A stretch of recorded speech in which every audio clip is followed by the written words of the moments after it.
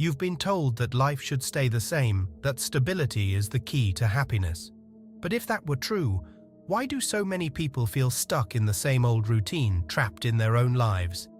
Why do we hold on so tightly to things, thinking they'll bring us peace, only to feel emptier when they change or slip away? The truth is, nothing stays the same. Change is the only constant, the only thing we can truly count on. And yet, we fight it, we fear it, we resist it. Buddhism teaches us a different way. Instead of running from change, it invites us to embrace it, to see it not as a threat, but as an opportunity to grow. Through Buddhist teachings, you'll learn to stop clinging to the past, to stop worrying about the future, and to live fully in the present. It's not about controlling life, but about learning to flow with it. Tonight, as you listen to these lessons, something inside you will shift. You'll begin to see that peace doesn't come from avoiding change, but from accepting it. The weight of resistance will start to lift, and with it, your mind will feel lighter. You'll wake up tomorrow not afraid of what's to come, but ready to embrace it, stronger, wiser, at peace with the inevitable. This isn't just another video about finding calm in chaos. This is about learning to dance with life's ever-changing rhythm. Are you ready? Let's begin. It's something we all experience, isn't it? That deep-rooted desire for stability, for certainty. The need to know that things in our lives will remain the same, unchanging, safe. We think that if we just keep things steady, if we can just avoid the unpredictable, we'll find peace. But that very need for permanence, that insistence on control, is the very thing that keeps us stuck, locked in a loop of worry and fear. We've been taught to hold on tightly to what we know, to cling to what feels familiar. Our jobs, relationships, possessions, routines, they become the anchors we think will keep us grounded. But what happens when life doesn't care about our anchors? What happens when the things we thought would last forever begin to slip through our fingers, like sand on a windy day? The truth is, we can never hold on forever. And when we try, we only create our own suffering. Buddhism teaches us that the more we grasp at things, the more we become trapped in the illusion that things are meant to stay the same. This illusion is like a mirage, constantly shifting, always out of reach. The real lesson, the one that can set us free, is understanding that the only constant in life is change itself. That's the key to true freedom, accepting the impermanence of everything around us, instead of clinging to the idea that things should stay the same. Most of us are afraid of change because it challenges our sense of control. We find comfort in knowing what to expect, in creating a predictable world around us. But the truth is, we can't control everything, and we're not meant to. Holding on to the illusion of permanence is like building a house on sand. No matter how strong the walls seem, they're always vulnerable to the shifting tides of life.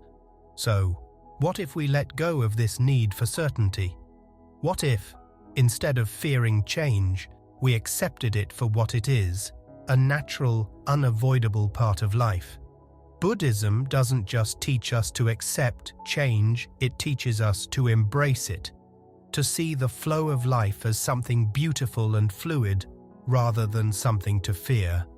When we stop expecting things to remain the same, we open ourselves up to a new way of experiencing the world, one that's free of the constant weight of anxiety and resistance. Change is an inevitable part of the human experience, and in our efforts to avoid it, we often find ourselves stuck in cycles of stress, frustration, and disappointment. We might spend years chasing after a perfect job, an ideal relationship, or an image of ourselves that we can never quite reach. But why? Because we believe that these things will give us lasting happiness. We think that if we just make the right decisions, secure the right things, everything will stay stable. But it never does. Life is always moving, always shifting. Buddhism's perspective on this is clear. The more we try to control, the more we suffer. By trying to grasp at things, to hold on to them with everything we have, we build up walls around ourselves, walls that prevent us from truly living in the moment. It's in these walls that anxiety thrives. We're constantly looking to the past, clinging to what was, or worrying about the future, anticipating what may or may not come. But all of this is rooted in the illusion of permanence. We fool ourselves into thinking that we can control the ebb and flow of life. The first step to breaking free from this cycle is recognizing the illusion for what it is. The idea that we can keep things unchanged forever is just that, an illusion. And like any illusion, once we see through it, it loses its power over us. This doesn't mean we stop caring about the things we love or that we let go of our goals and dreams. It simply means that we stop treating them as though they are permanent. We start to understand that everything is in constant motion, and that's not something to fear, but something to accept. In Buddhism, the concept of impermanence, or 𝗙ecie, is central. It teaches us that nothing, not even our thoughts, emotions, or physical experiences, is permanent. Everything is in a constant state of flux. This realization can be unsettling at first, but it's also incredibly freeing. Once we accept that nothing lasts forever, we stop clinging to the illusion of permanence. We can begin to live more fully in the present moment, appreciating what we have without attaching to it as though it's the final version of our lives. In fact, when we stop attaching to things, we begin to experience them more deeply because we no longer take them for granted. The idea that permanence brings us peace is deeply ingrained in our culture. We're taught to build our lives around what seems stable, our jobs, our homes, our relationships, and to hold on to these things as tightly as we can. But what happens when we lose them? When the house we've built falls down? When the relationships we've relied on change? When the stability we've spent years cultivating disappears? We panic. We feel lost. We wonder what went wrong. But the truth is, nothing ever really went wrong. Change was always there, beneath the surface, waiting to unfold. Buddhism doesn't teach us to avoid change. It doesn't promise us a life of unchanging happiness or eternal success. Instead, it teaches us to accept change as part of the natural order. Change isn't something to fear or fight against, it's something to be embraced. It's what keeps life fresh, interesting, and alive. And by understanding and accepting this, we free ourselves from the constant grip of anxiety and fear. The process of letting go of the need for permanence is like shedding an old skin.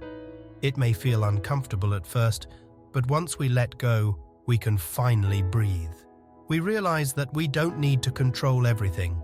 We don't need to hold on to every moment, every experience, every person. Instead, we can let life unfold as it will, knowing that whatever comes will bring with it new lessons, new opportunities, and new possibilities. In our journey through life, we often encounter moments where change feels overwhelming, where the ground beneath us seems to shift without warning. But instead of resisting, we can begin to welcome these changes with open arms. We can learn to let go of our expectations and allow life to show us the path forward, step by step. The beauty of Buddhism lies in its simplicity. The more we accept the impermanence of life, the more peace we find. When we stop fighting against the flow of life, we can start to ride its waves.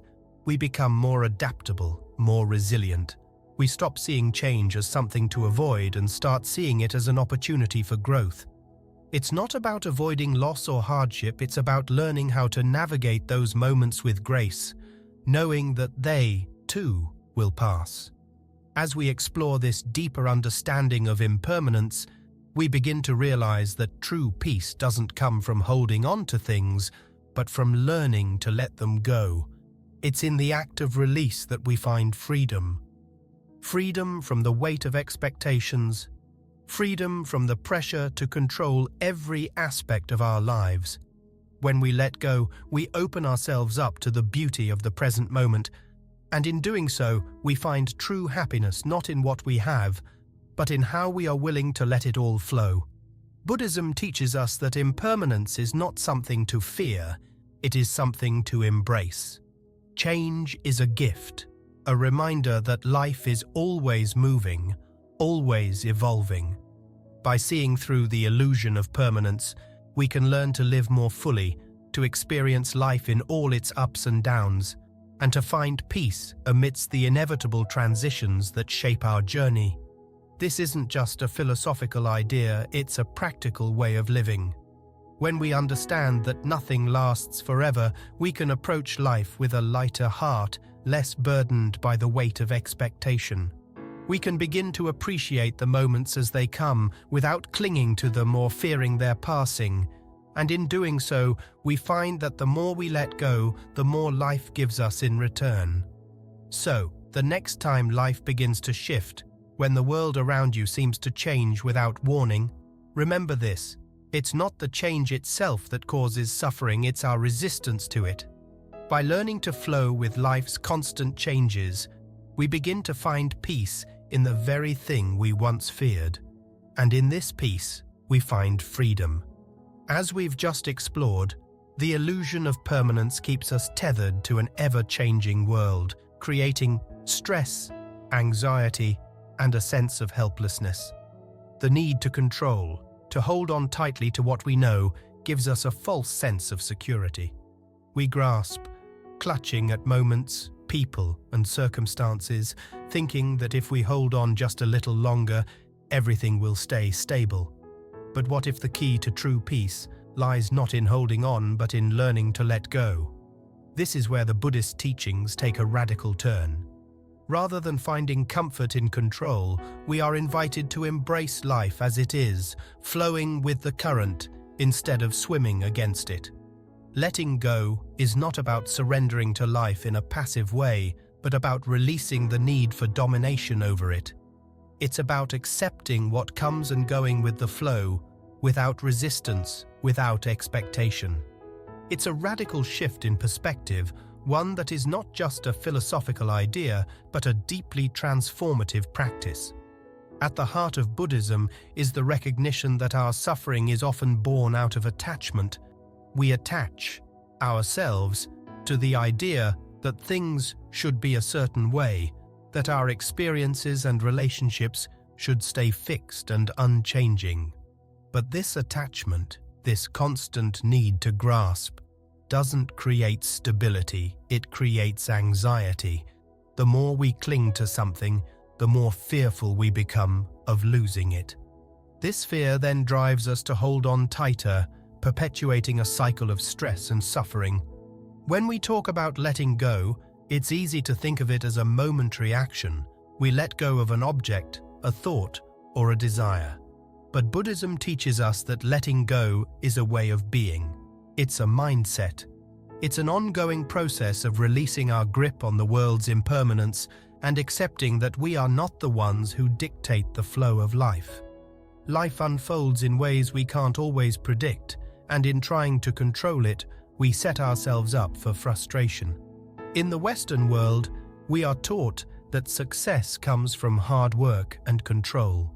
We are encouraged to plan, structure, and manipulate our lives to fit a certain mold. This mindset, while useful in some areas, often leads us down a path where we mistakenly believe that our happiness lies in control. In the Buddhist tradition, however, happiness does not come from controlling the outcome, but from our response to life as it is. The practice of letting go starts with understanding that our attachment to control comes from a deep sense of insecurity. We fear that if we don't hold tightly to things, we'll lose them. This fear arises from the belief that our worth or our peace depends on external circumstances. But what if peace was already within us? What if, instead of waiting for the world to align with our desires, we learned to align ourselves with the world as it is? Buddhism teaches that letting go is not about giving up or resigning ourselves to passivity. It's about giving up the belief that we can control everything and recognizing that life's flow is not something to fight against, but something to join. By letting go of the desire to control, we stop resisting the natural rhythms of life. We stop struggling against change and instead begin to move with it. This practice of letting go doesn't mean we become passive or indifferent. It doesn't mean we stop caring about the things we love or the goals we've set for ourselves. Instead, it means that we engage with life more deeply, without the weight of expectation or the fear of losing control. We invest in what matters to us, but without clinging to the idea that it should remain the same forever. One of the key concepts in Buddhism is non-attachment. But this doesn't mean we become detached or indifferent to life. It means that we are able to fully engage with life, appreciating it as it comes, without needing it to stay the same. Non-attachment is a form of freedom. It's the freedom to experience life without the pressure of expectation. It's the freedom to love, to create, to work, and to live without constantly fearing the loss of what we hold dear. But how do we begin to let go of this control? The first step is awareness. We need to recognize the areas in our lives where we are gripping tightly, where we are trying to force outcomes or make things fit a specific mold. This could be in our work, in our relationships, or even in our own self-image. These are the areas where attachment has taken root, where we feel that we must control in order to feel safe or secure. The next step is cultivating acceptance. This is not acceptance in the sense of resignation, but rather acceptance of the present moment as it is. It's acknowledging that while we can influence our lives, we cannot control every outcome. The more we resist life's flow, the more it resists us. But when we accept life as it is, its unpredictability, its ups and downs, we begin to move with it rather than against it. In Buddhist practice, mindfulness plays a central role in this process. Through mindfulness, we learn to observe our thoughts, feelings, and reactions without judgment or attachment. When we are able to step back and observe our inner world, we create space between ourselves and our emotions. This space allows us to respond with clarity rather than reacting out of fear or desire. In this space, we find the freedom to let go of the need for control. Letting go also involves surrendering our attachment to outcomes. We often get caught in the trap of thinking that we can dictate the results of our actions. But life doesn't always unfold according to our plans. Sometimes, despite our best efforts, things don't work out the way we expect. In these moments, we have a choice. We can fight against reality, or we can surrender to it. Surrendering doesn't mean giving up on our dreams or ambitions. It means releasing our attachment to the idea that life should unfold a certain way. It means letting go of the need for things to be predictable and allowing ourselves to trust in the process of life. When we let go of our attachment to specific outcomes, we open ourselves to a broader range of possibilities. We stop limiting ourselves to a narrow path and instead allow life to show us new and unexpected opportunities. But letting go isn't always easy. Our minds are wired to resist change, to hold on to what feels safe and familiar. The fear of uncertainty can be overwhelming. We worry about what might happen if we let go. Will we lose everything? Will we be left with nothing? These are the questions that arise when we start to let go. But the truth is, the more we hold on, the more we suffer. The tighter we grasp, the more we risk losing. Buddhism teaches us that letting go is not a loss, it's a liberation. It's the freedom to move with life's natural rhythm, to experience each moment fully, without being weighed down by expectations. When we let go of the need for control, we find that life becomes more fluid, more vibrant, more alive. As we practice letting go, we start to notice that the things we once feared losing no longer have the same power over us. We begin to see that our happiness doesn't depend on external circumstances. It doesn't depend on getting everything right or making everything perfect. Instead, our happiness comes from our ability to be at peace with what is, to accept the ever-changing nature of life, and to flow with it. Through this process, we also learn that letting go doesn't mean being passive or detached. It means being deeply engaged with life, but without attachment to outcomes. It means showing up fully in each moment, giving our best effort, but trusting that whatever happens, we will be okay. This is the radical shift that Buddhism encourages us to embrace. Instead of clinging to what we can't control, we learn to let go and trust in life's natural flow. This shift brings a sense of peace and freedom that nothing else can provide.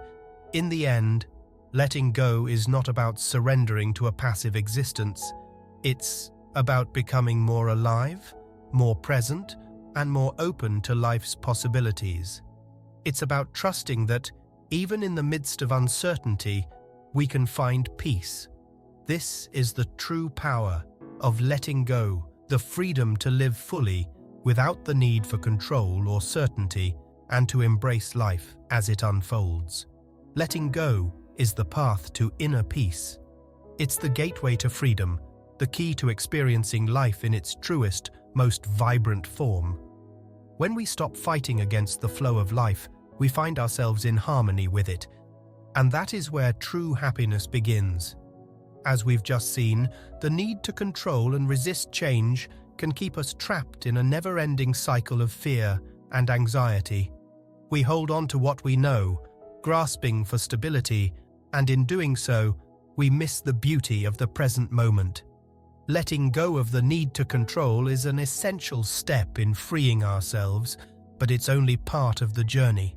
The true freedom comes from learning to live fully in the moment right here, right now, without clinging to the past or fearing the future. Buddhism teaches us that the only true constant is change. Every moment, every breath is an opportunity for something new to unfold. When we stop fixating on what was or what might be, we can begin to truly experience the richness of the present. The moment we are in right now is the only one we have. It's where life is happening, and it's where we can find peace. This idea is the heart of Buddhist practice, living fully in the present, without distraction or attachment. Many of us spend so much time thinking about the past, reliving old memories, or worrying about the future, that we miss the moment right in front of us. We let our minds race ahead, chasing after what's next, without realizing that the present is all we ever truly have. The concept of the eternal present in Buddhism is a powerful reminder that the past and the future are simply constructs of the mind. The only reality is what's happening right now. To truly embrace this, we must stop fighting the current of time and start flowing with it. Life moves quickly, and every moment is a new opportunity to engage with what's happening without resistance. It's easy to get caught up in the cycle of planning, preparing, and trying to predict the future. But Buddhism teaches us that no matter how much we try to control the future, we can never fully know what's ahead.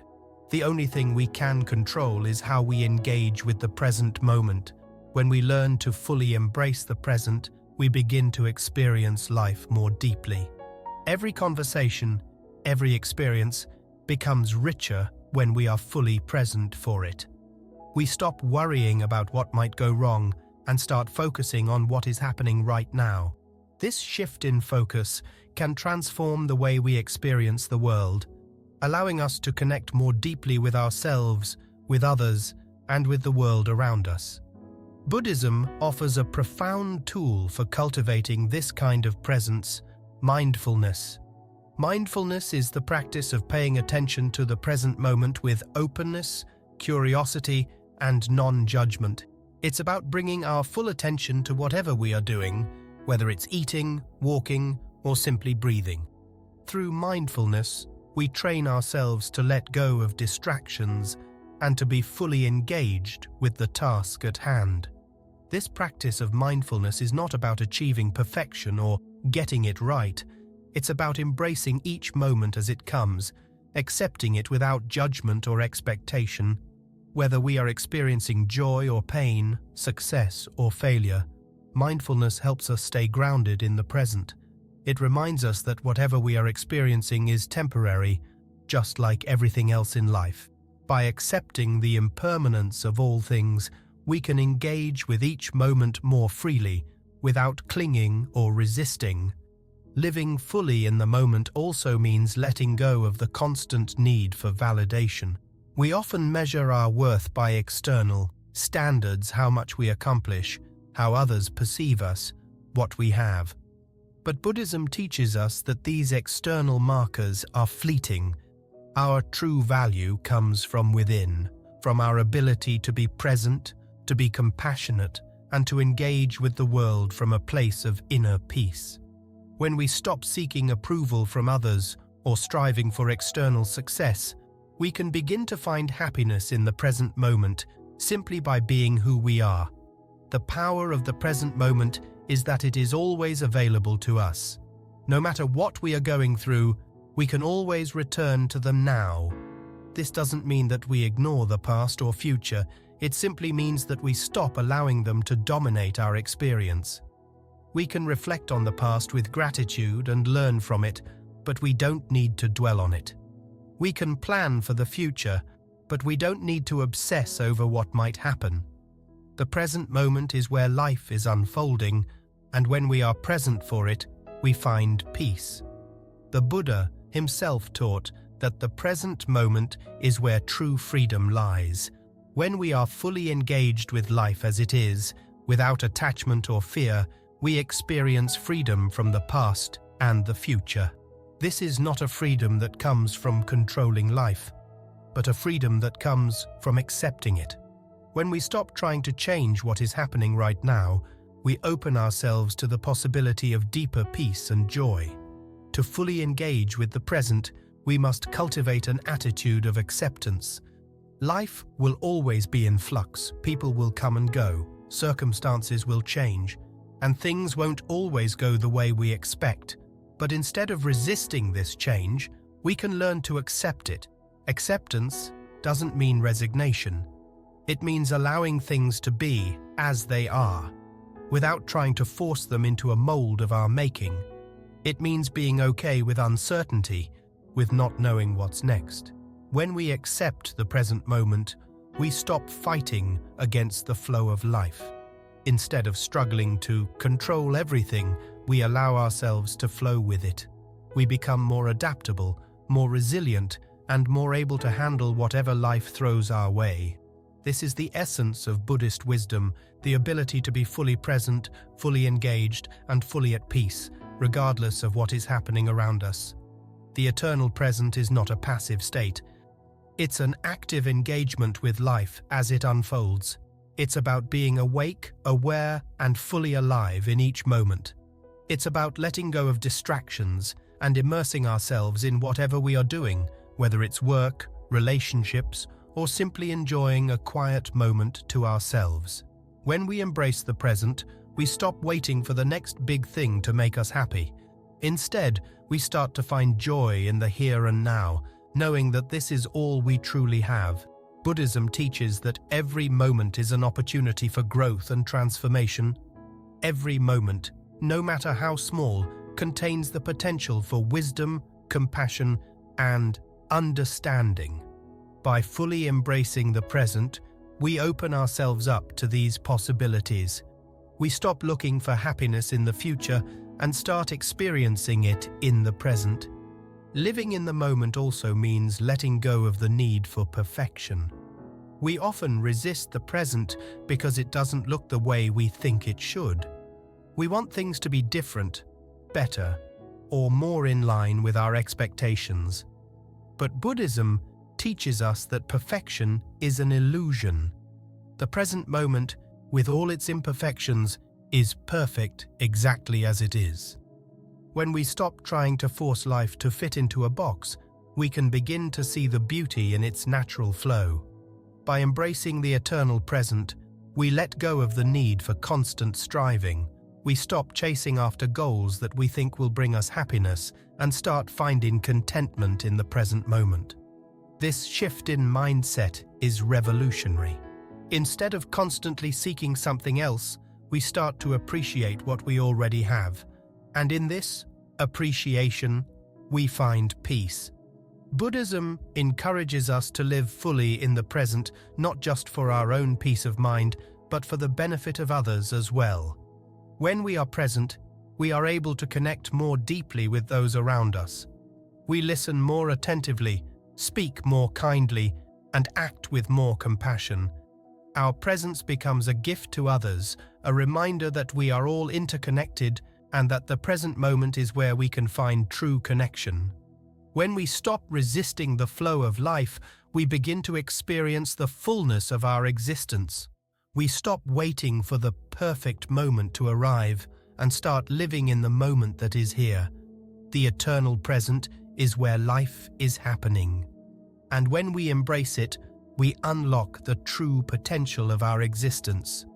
It is in the present moment that we find peace, joy, and freedom, not in the past, not in the future, but right here, right now.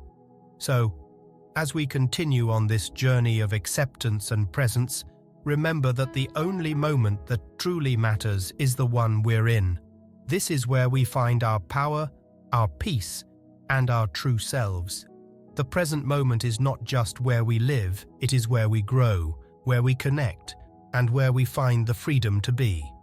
And once we realize this, everything else falls into place. The moment we stop trying to force life into a rigid mold, we start to see its true beauty, its flow, its rhythm, its movement.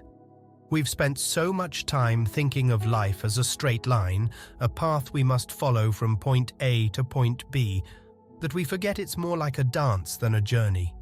Life isn't meant to be controlled or predicted. It's meant to be experienced, moment by moment, step by step. This shift in perspective is where true freedom begins. When we view life as a dance, fluid and ever-evolving rather than a fixed, unchanging path, we let go of the anxiety that comes with trying to control every step. No longer do we worry about the right way to move or where the next step will take us. Instead, we simply flow with the music of life, trusting that each movement is leading us exactly where we need to go. The notion that life is a fixed path often keeps us stuck, creating stress and confusion as we strive for outcomes that are beyond our control. We're taught that success follows a specific route, that happiness can be found at a particular destination, but that belief creates a narrow view of life. It's a mindset that keeps us on edge, constantly anxious about making the right decisions, staying on course, and reaching the end goal. However, when we begin to see life as a dance, the pressure of getting it right fades away. Instead of focusing on the destination, we start to embrace the movement itself, the twists, the turns, the pauses, and the shifts. It's in these moments of fluidity that we find our true rhythm. Buddhism offers us a way to approach life's ever-changing nature with grace and ease. Through the practice of mindfulness and acceptance, we are invited to stop resisting the rhythm of life and start moving with it. The fluidity of change doesn't have to be something we fear. It can be something we embrace. Just as a dancer adapts to the music, we too can adapt to the flow of life, trusting that the rhythm will guide us where we need to go. The idea of life as a dance isn't just a poetic concept, it's a practical one. When we see life as something dynamic rather than something static, we open ourselves up to the beauty of each moment. We stop obsessing over where we should be and start enjoying where we are.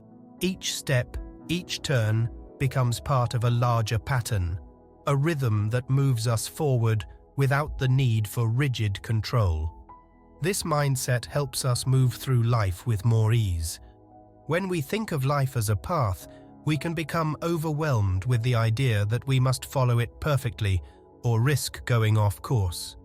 But a dance doesn't have a fixed path, it has fluid movements that follow the music's lead.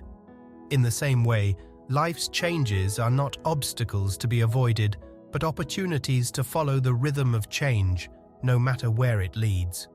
In Buddhist teachings, this fluidity is reflected in the concept of anicca impermanence. Change is constant, and everything is in a state of flux.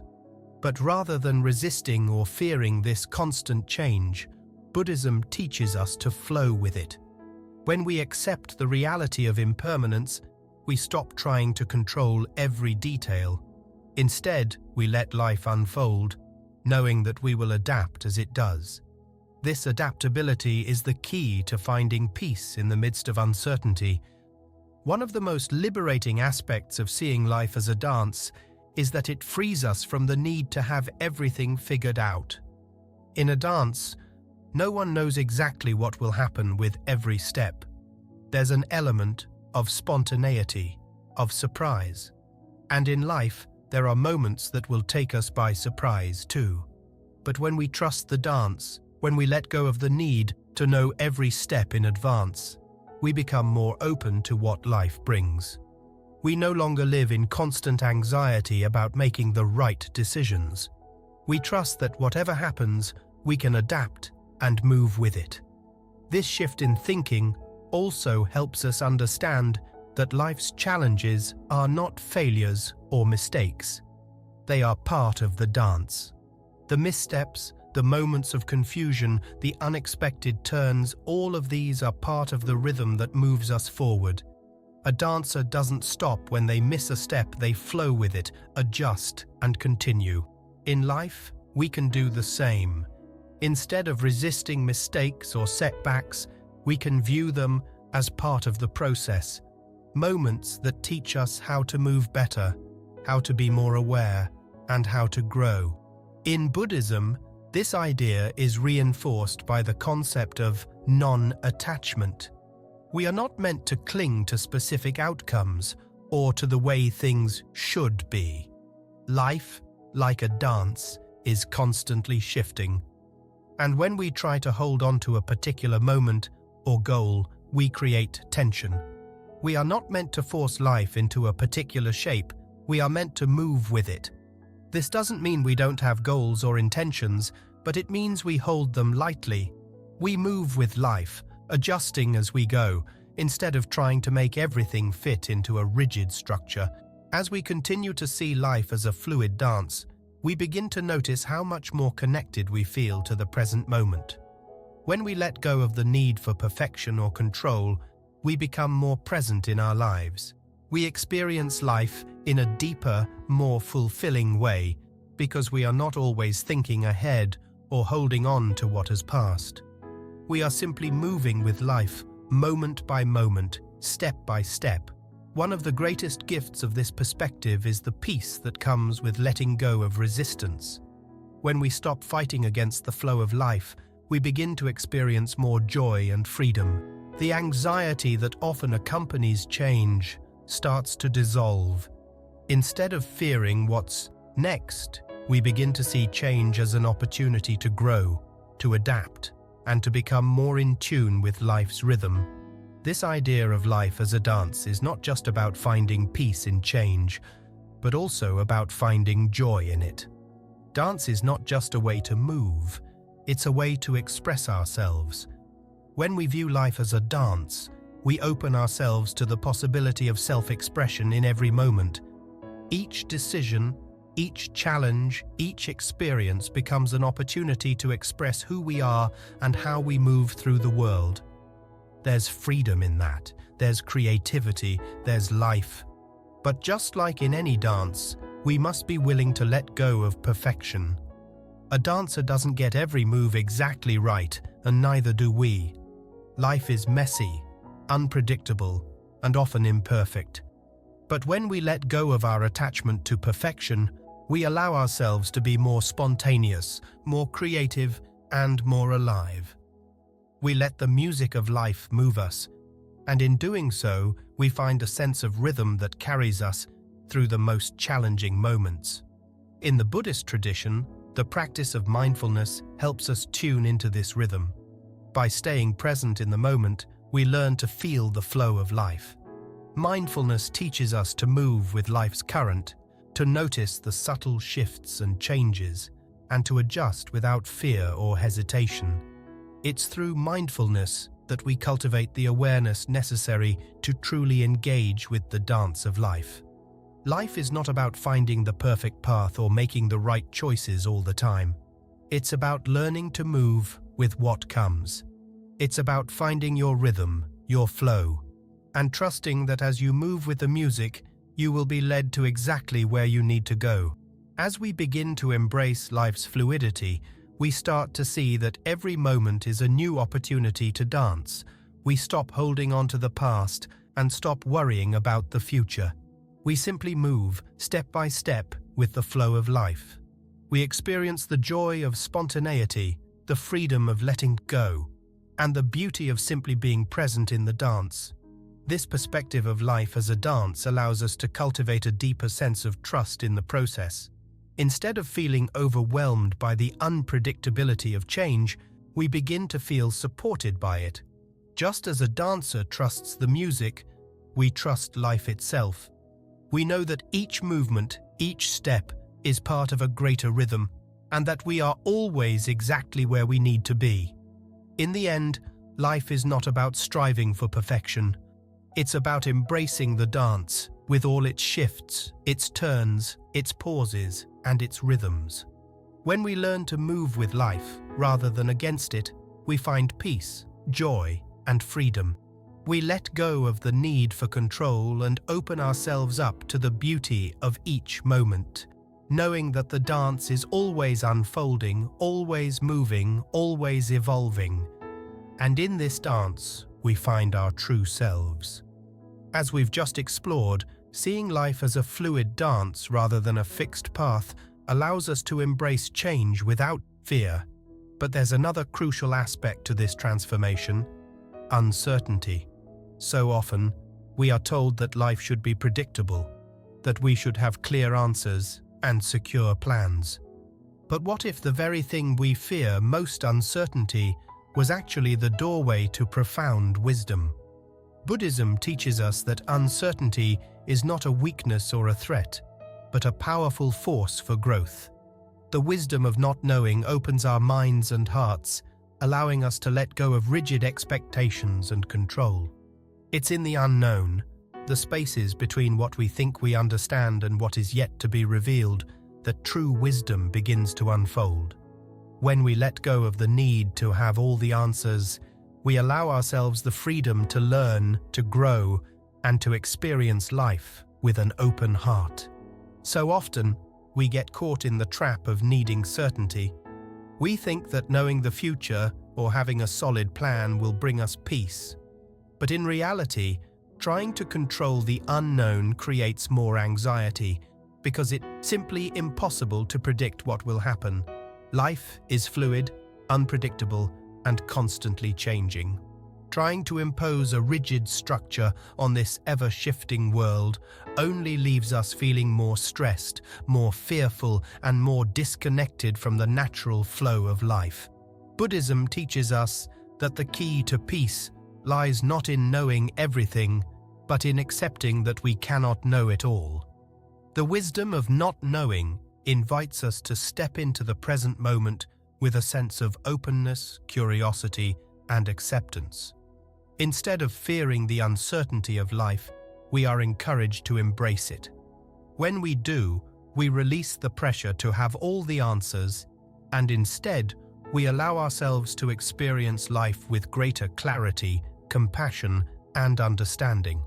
This shift in perspective begins with recognizing that uncertainty and impermanence are not obstacles to our happiness, they are essential parts of our journey. By accepting the ever-changing nature of reality, we open ourselves up to a deeper connection with life, one that is grounded in the present moment rather than in the fear of the future. When we resist uncertainty, we resist life itself. We try to control what is beyond our control, and in doing so, we build walls around our minds and hearts. But when we embrace uncertainty, We create space for wisdom to enter. We allow ourselves to live in the present, fully aware of the fleeting nature of all things, and this awareness brings us closer to the truth. Uncertainty forces us to let go of the need for control, which is often rooted in fear.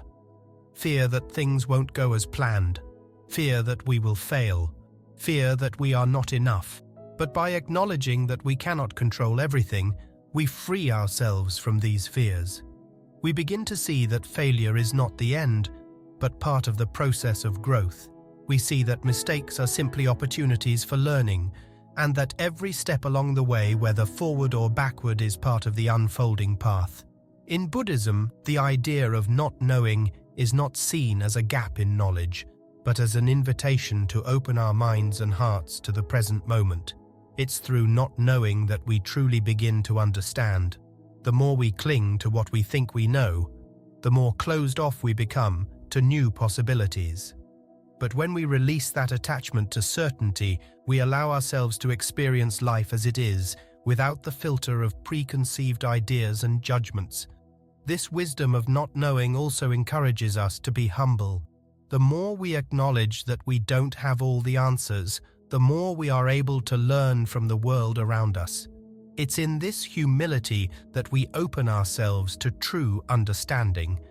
The desire to know everything can sometimes lead to arrogance, to the belief that we have control over life. But when we embrace uncertainty, we cultivate a sense of humility and openness, which allows us to connect more deeply with others and with ourselves. Buddhism also teaches that uncertainty is a natural part of the human experience. We cannot avoid it, and we cannot control it. Instead of fearing it, we can choose to approach it with mindfulness and awareness. By being fully present in each moment, we can navigate uncertainty with clarity and compassion. We can embrace the unknown without letting it paralyze us, because we understand that life is not about having everything figured out. It's about learning and growing as we move through it. One of the key aspects of living with uncertainty is letting go of expectations. So much of our anxiety comes from the desire for things to be a certain way. We want to know the future, we want to control the outcome, we want to be sure of the path ahead. But life doesn't work that way. It's full of twists, turns, and surprises. The more we cling to expectations, the more we set ourselves up for disappointment. But when we release these expectations and allow life to unfold as it will, we free ourselves from the pressure of trying to control the outcome. We begin to trust that whatever comes, we can handle it. In embracing uncertainty, we also learn to appreciate the beauty of the present moment. So much of our suffering comes from either living in the past or worrying about the future. We get caught in a cycle of regret, fear, and anticipation, always looking backward or forward instead of focusing on the now. But when we accept the uncertainty of life, we are forced to let go of these distractions. We learn to focus on what is happening right now, knowing that this moment is all we truly have. This shift in focus allows us to experience life more fully. Instead of constantly striving for the next big thing, we begin to appreciate the small moments, the simple acts of living, the connections with others, the fleeting beauty of each day. When we stop trying to control everything, we can fully engage with the present, finding joy and wisdom in the process of life itself, not just in the end result.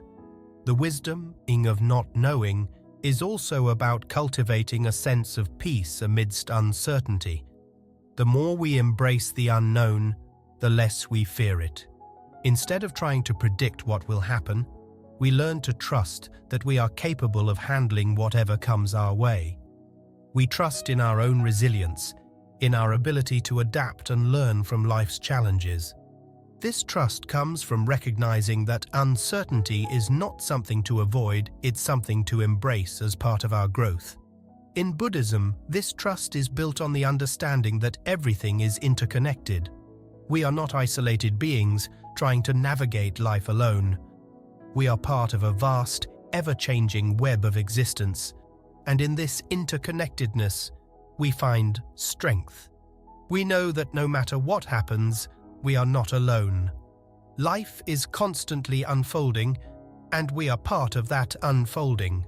The uncertainty we face is not something separate from us, it is part of the natural flow of life, and we are part of that flow. Living with uncertainty also helps us develop greater compassion. When we let go of our need to know everything, we become more open to others and their experiences. We understand that everyone is navigating their own uncertainty, their own challenges, and this creates a sense of empathy and connection. Instead of judging others or trying to fix their problems, we learn to be present with them, to listen, and to offer support without trying to control the outcome. We realize that we are all in this together, and that our shared uncertainty is what binds us. The wisdom of not knowing also teaches us to be patient. In a world that values instant gratification, it can be difficult to sit with uncertainty. We want answers now. We want results immediately. But Buddhism teaches us that wisdom grows over time, and that patience is an essential part of the process. By sitting with uncertainty, we learn to trust that answers will come when the time is right, and that we don't need to rush the process. This patience is not passive, it's active acceptance. It's the ability to stay engaged with life, even when the future is unclear. It's about trusting that every moment is leading us toward deeper understanding, even if we can't see the full picture yet. Patience allows us to move through life without forcing things to happen. It helps us to let go of the need for certainty and to trust that everything is unfolding as it should. As we continue to explore the wisdom of not knowing, we begin to see that uncertainty is not something to fear but something to embrace. It is in the unknown that we find the space for growth, for learning, and for true wisdom. By letting go of the need for control and certainty, we open ourselves to a deeper connection with life and with each other. And in that openness, we find peace. Life will never be fully predictable, and the more we try to make it so, the more we suffer.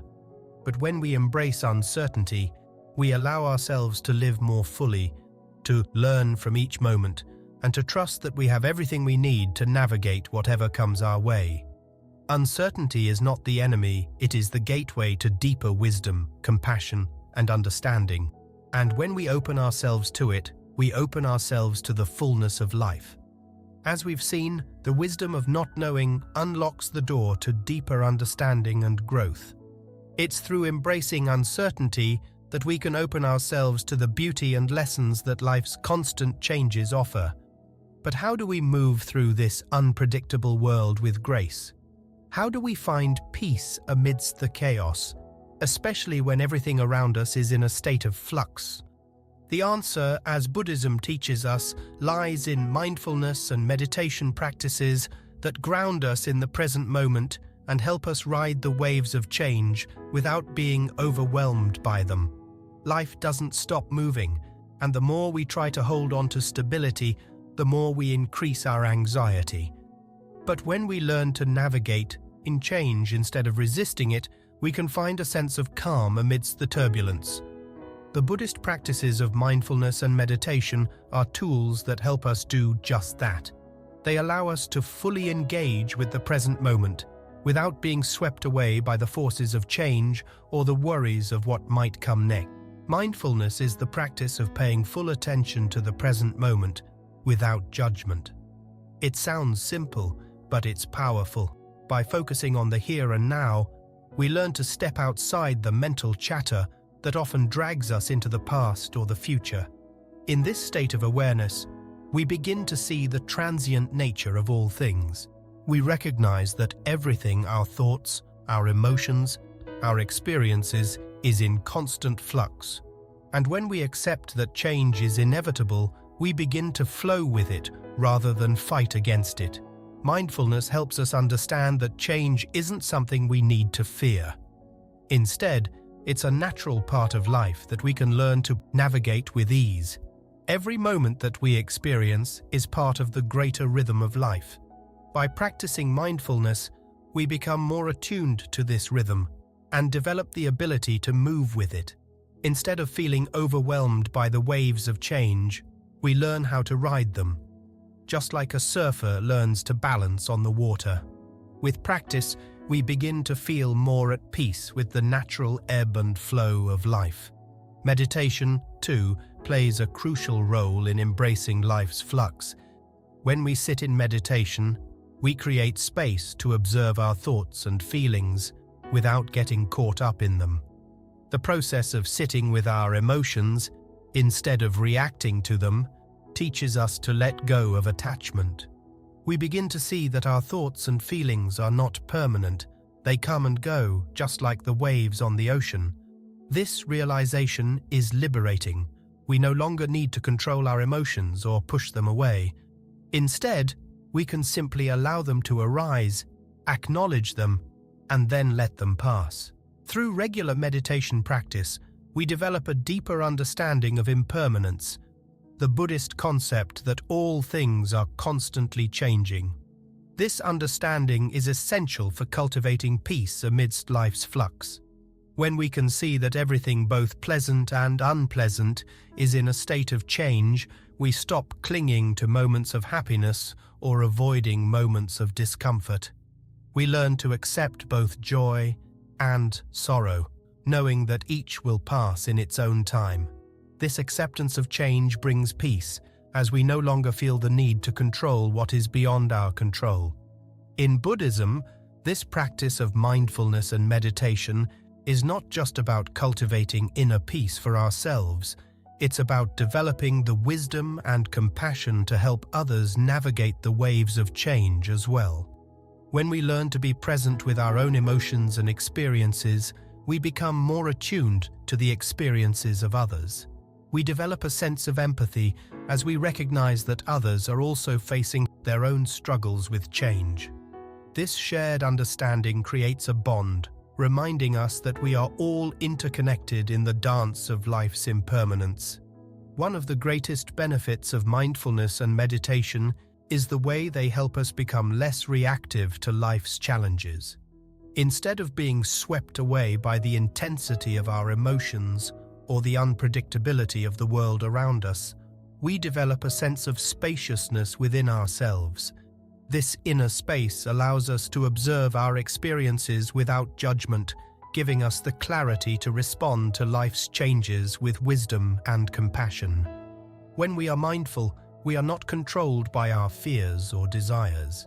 We begin to see that our worries about the future or our regrets about the past are simply thoughts that come and go. By observing them without attachment, we can create distance between ourselves and our mental patterns. This distance allows us to respond to the present moment with a calm mind, free from the grip of anxiety or frustration. The practice of mindfulness also teaches us to be fully engaged in whatever we are doing, no matter how small or mundane. Whether we are eating, walking, or simply breathing, mindfulness allows us to be present in every moment. This practice helps us to stop rushing through life, constantly looking for the next thing. Instead, we learn to savor the richness of the present moment, no matter what it holds. Life becomes less about achieving or attaining, and more about experiencing and being. One of the greatest challenges in life is accepting the things we cannot change. We often find ourselves struggling against situations that are beyond our control, trying to make them fit into our vision of how they should be. But mindfulness helps us to let go of this struggle. It teaches us that, just as we cannot control the weather or the tides, we cannot control everything in our lives. This realization brings a sense of peace as we stop fighting against the inevitable. Instead of resisting life's changes, we begin to see them as opportunities for growth. Mindfulness teaches us to be fully present in whatever comes our way, knowing that each experience is an opportunity to learn and evolve. Whether we face challenges or moments of ease, each one carries wisdom if we are open to it. This openness is the key to living with peace amidst life's flux. As we embrace the fluidity of life, we also learn to let go of our attachment to outcomes. So much of our stress comes from the desire to control the future, to make things turn out the way we want them to. But mindfulness helps us release this attachment. It teaches us to focus on the process rather than the result. By being present with each step, we trust that the journey will unfold as it's meant to, without needing to force it into a specific shape. Buddhism's approach to embracing change through mindfulness and meditation also helps us cultivate patience. Life doesn't always unfold according to our timeline. Sometimes, things take longer than we expect, or they don't turn out the way we planned. But through mindfulness, we learn to accept the timing of life. We develop the patience to wait for things to unfold naturally without pushing them forward or holding on too tightly. This patience brings peace as we stop rushing through life and allow it to unfold at its own pace. The practice of mindfulness also allows us to experience a deeper sense of gratitude. When we are fully present, we begin to notice the small blessings in each moment. Whether it's the warmth of the sun, the sound of a bird singing, or the taste of a meal, mindfulness helps us appreciate the richness of life. In doing so, we cultivate a sense of gratitude that enhances our well-being and helps us navigate life's changes with a positive outlook. Through meditation, we also cultivate equanimity, the ability to remain balanced and steady, no matter what life throws our way. Equanimity doesn't mean being indifferent or detached from our emotions. It means experiencing life fully without being overwhelmed by it. It's the ability to face the ups and downs of life with grace, knowing that all things, both good and bad, are temporary.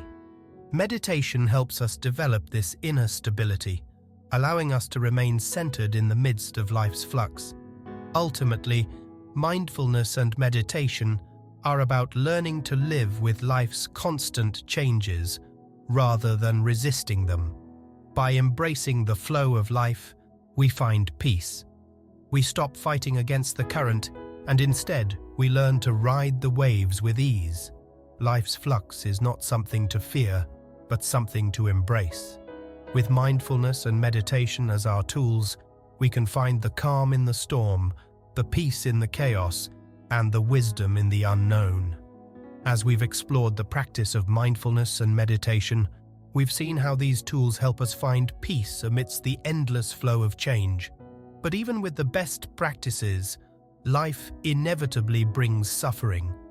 No matter how much we try to control our environment, pain, loss, and hardship are unavoidable parts of the human experience. But what if we could shift how we view suffering? What if, instead of seeing it as something to avoid or endure, we began to see it as a form of change, an opportunity to grow and transform? Buddhism offers a radically different perspective on suffering. Rather than treating it as a fixed state or something that simply happens to us, Buddhism teaches us to view suffering as something fluid, something that shifts and changes. When we allow ourselves to experience pain fully, without resistance, it can lead to deeper wisdom, understanding, and ultimately transformation. This is a transformative way of thinking.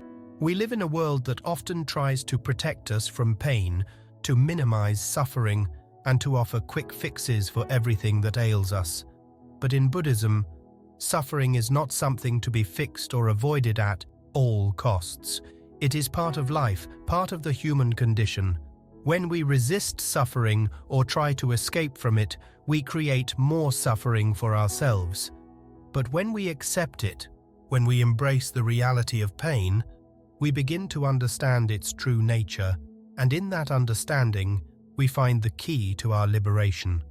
Buddhism teaches that suffering arises from attachment to things, to people, to ideas, and even to our own desires and expectations. We cling to what we think should be, And when those things change or disappear, we experience pain. But if we understand that everything is impermanent, we can begin to see suffering not as a punishment or a tragedy, but as an inevitable part of life's flow. Instead of fighting against it, we can flow with it, knowing that just as all things change, so too will our pain. Suffering is not a one-time event, it's a process, a cycle that comes and goes. What makes it so difficult to navigate is our attachment to it. We identify with our suffering, we believe it defines us, and this identification makes the pain feel permanent. But Buddhism offers a radical shift. By learning to detach from the labels we place on our suffering, we can begin to see it for what it truly is, a moment in time that will pass. This understanding doesn't make suffering any less real, but it gives us the space to experience it without being consumed by it. When we experience suffering, it often feels like we are stuck in it. We become overwhelmed by the pain, and it becomes difficult to see beyond it. But the Buddhist approach to suffering encourages us to step back and observe it. Instead of reacting to it with resistance or judgment, we can sit with it, observe its impermanence, and allow it to transform. Just as clouds move across the sky, so too does our suffering shift and change. When we allow it to, suffering can become a teacher, guiding us toward greater self-awareness, compassion, and wisdom. The Buddhist practice of mindfulness is essential in this process. Mindfulness teaches us to be fully present with whatever arises, whether it is joy, anger, love, or pain. When we bring awareness to our suffering, we begin to see it in a new light. We realize that suffering is not something separate from us, but a part of our human experience. Through mindfulness, we can see the pain clearly, without judgment or attachment. We can allow it to pass, without clinging to it or running away from it. This is where meditation becomes powerful. In meditation, we practice sitting with our thoughts and emotions without getting swept away by them. This practice of observing without reacting allows us to build resilience. We learn that just as thoughts come and go, so do our emotions, including pain. Meditation helps us build the mental space to experience suffering without being overwhelmed by it. Through consistent practice, we come to understand that pain does not define us. It's simply a passing experience, just like any other. Buddhism teaches that when we embrace suffering instead of running from it, we cultivate compassion. By acknowledging our own pain, we develop a deeper understanding of the pain of others. We begin to see that suffering is universal, it's something we all experience. This realization opens our hearts, making us more compassionate and less judgmental. We start to feel connected to others in a profound way, recognizing that we are not isolated in our pain, but part of a shared human experience. This shift in perspective doesn't just help us endure suffering, it helps us transform it. The key to transformation lies in our ability to accept and embrace the pain rather than push it away. By fully experiencing suffering without resistance, we open ourselves to the possibility of healing. We begin to see the lessons that pain has to offer, lessons in patience, resilience, and growth. Suffering, in this sense, becomes an opportunity for transformation rather than something to be avoided at all costs. The teachings of dukkha, or suffering, are at the core of Buddhism. The Buddha taught that suffering is an intrinsic part of life, but he also taught that it is not permanent. By following the path of mindfulness, meditation, and non-attachment, we can transcend the suffering that arises from our desires and attachments. We can experience pain, but we do not have to be consumed by it. The key is to understand that suffering is not something that happens to us, it's a part of the process of life. And by accepting it, we gain the wisdom to navigate it. When we allow suffering to pass through us without clinging to it or resisting it, we create space for healing. Healing doesn't happen by avoiding pain, it happens by fully engaging with it. We don't need to run from our emotions. We can face them head-on, allowing them to teach us about ourselves. Through this process, we move from a place of victimhood to a place of empowerment. We realize that we are not helpless in the face of suffering.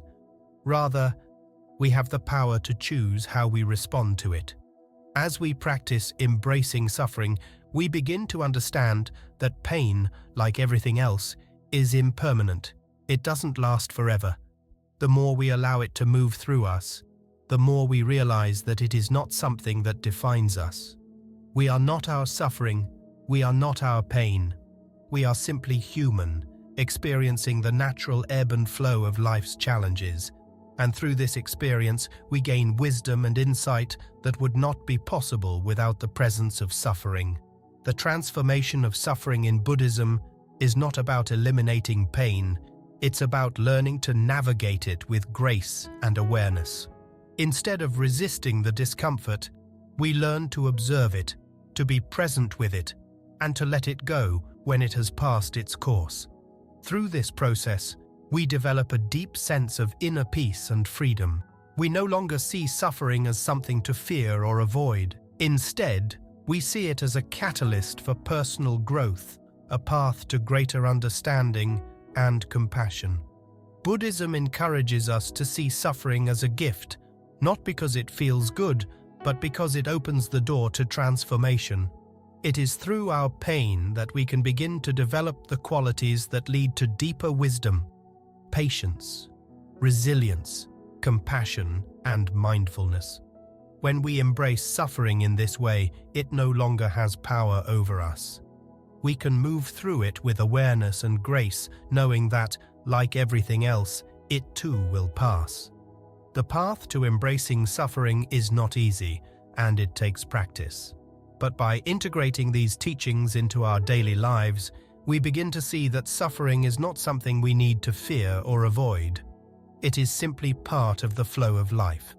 And when we accept it with an open heart, we unlock the potential for deep transformation. Instead of seeing suffering as something that diminishes us, we begin to see it as something that shapes us, refines us, and ultimately leads us to a deeper understanding of ourselves and the world around us.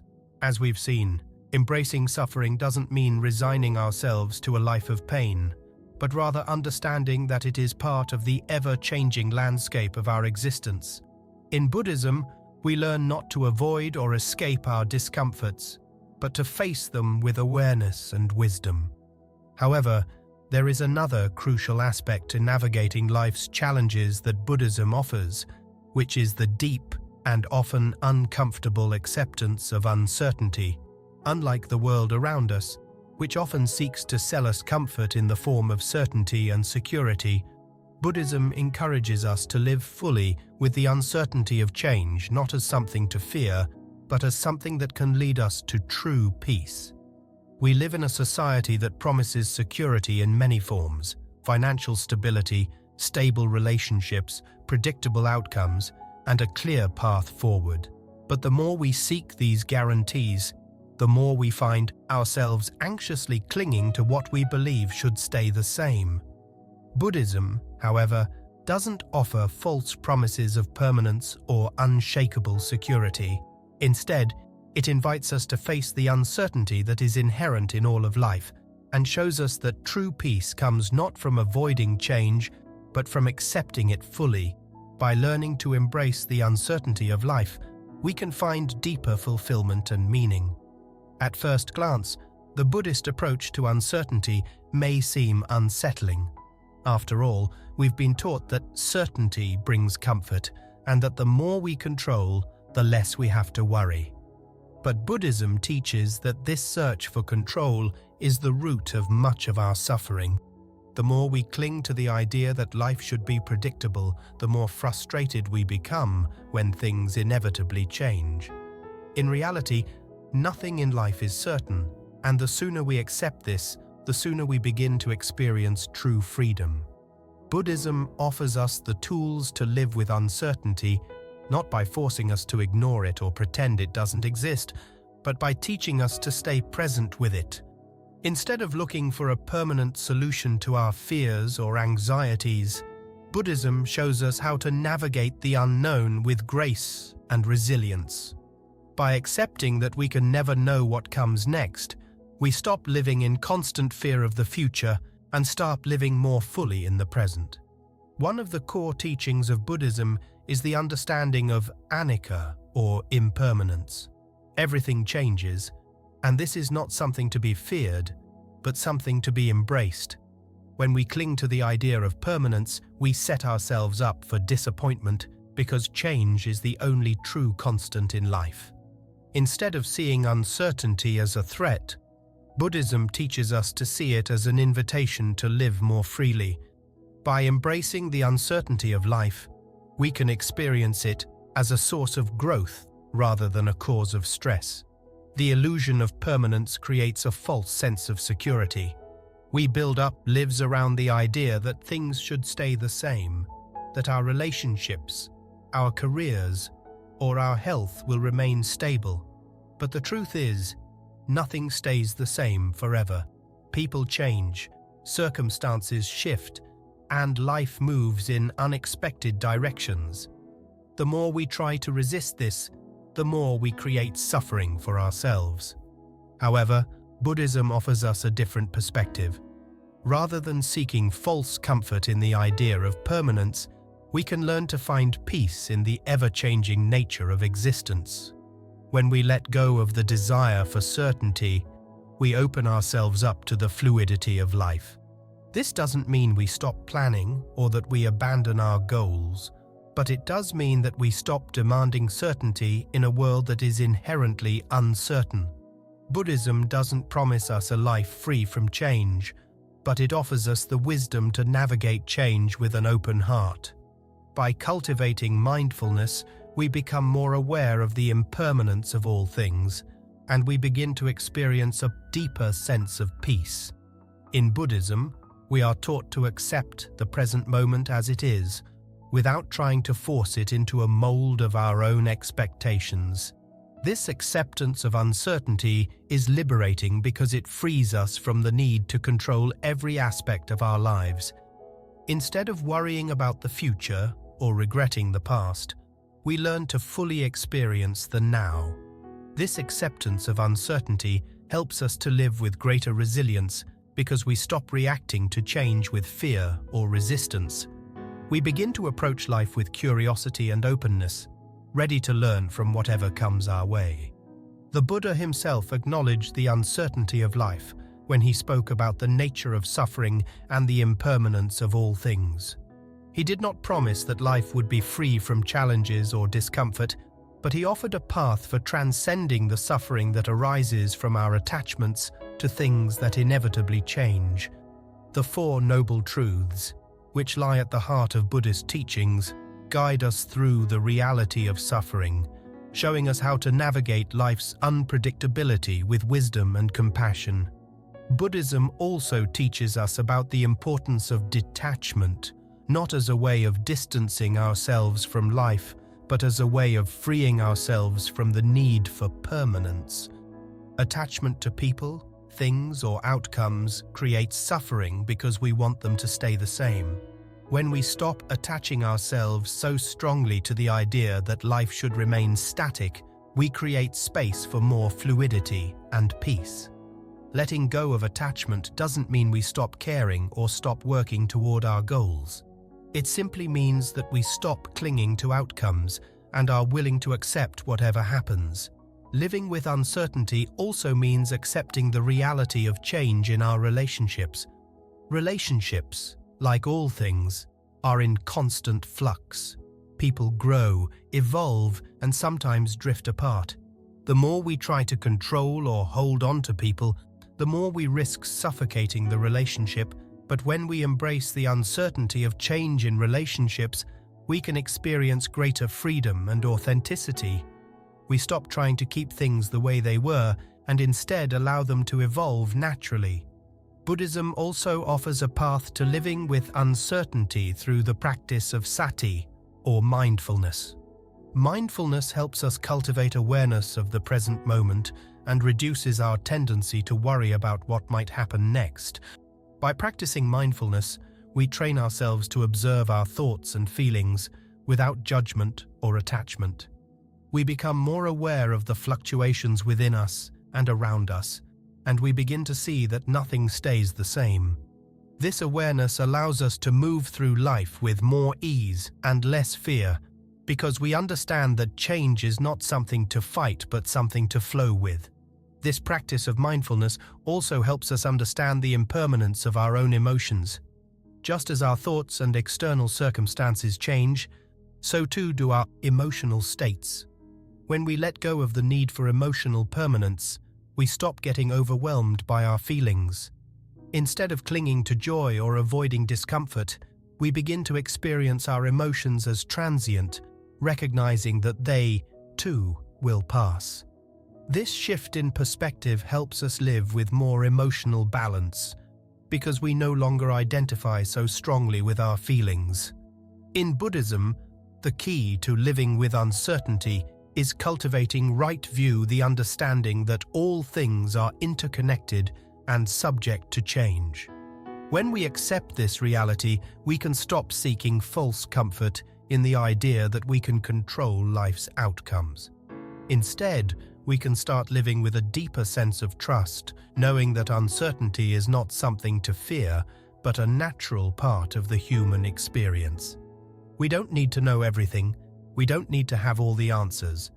By accepting that we live in an unpredictable world, we create space for greater peace and fulfillment.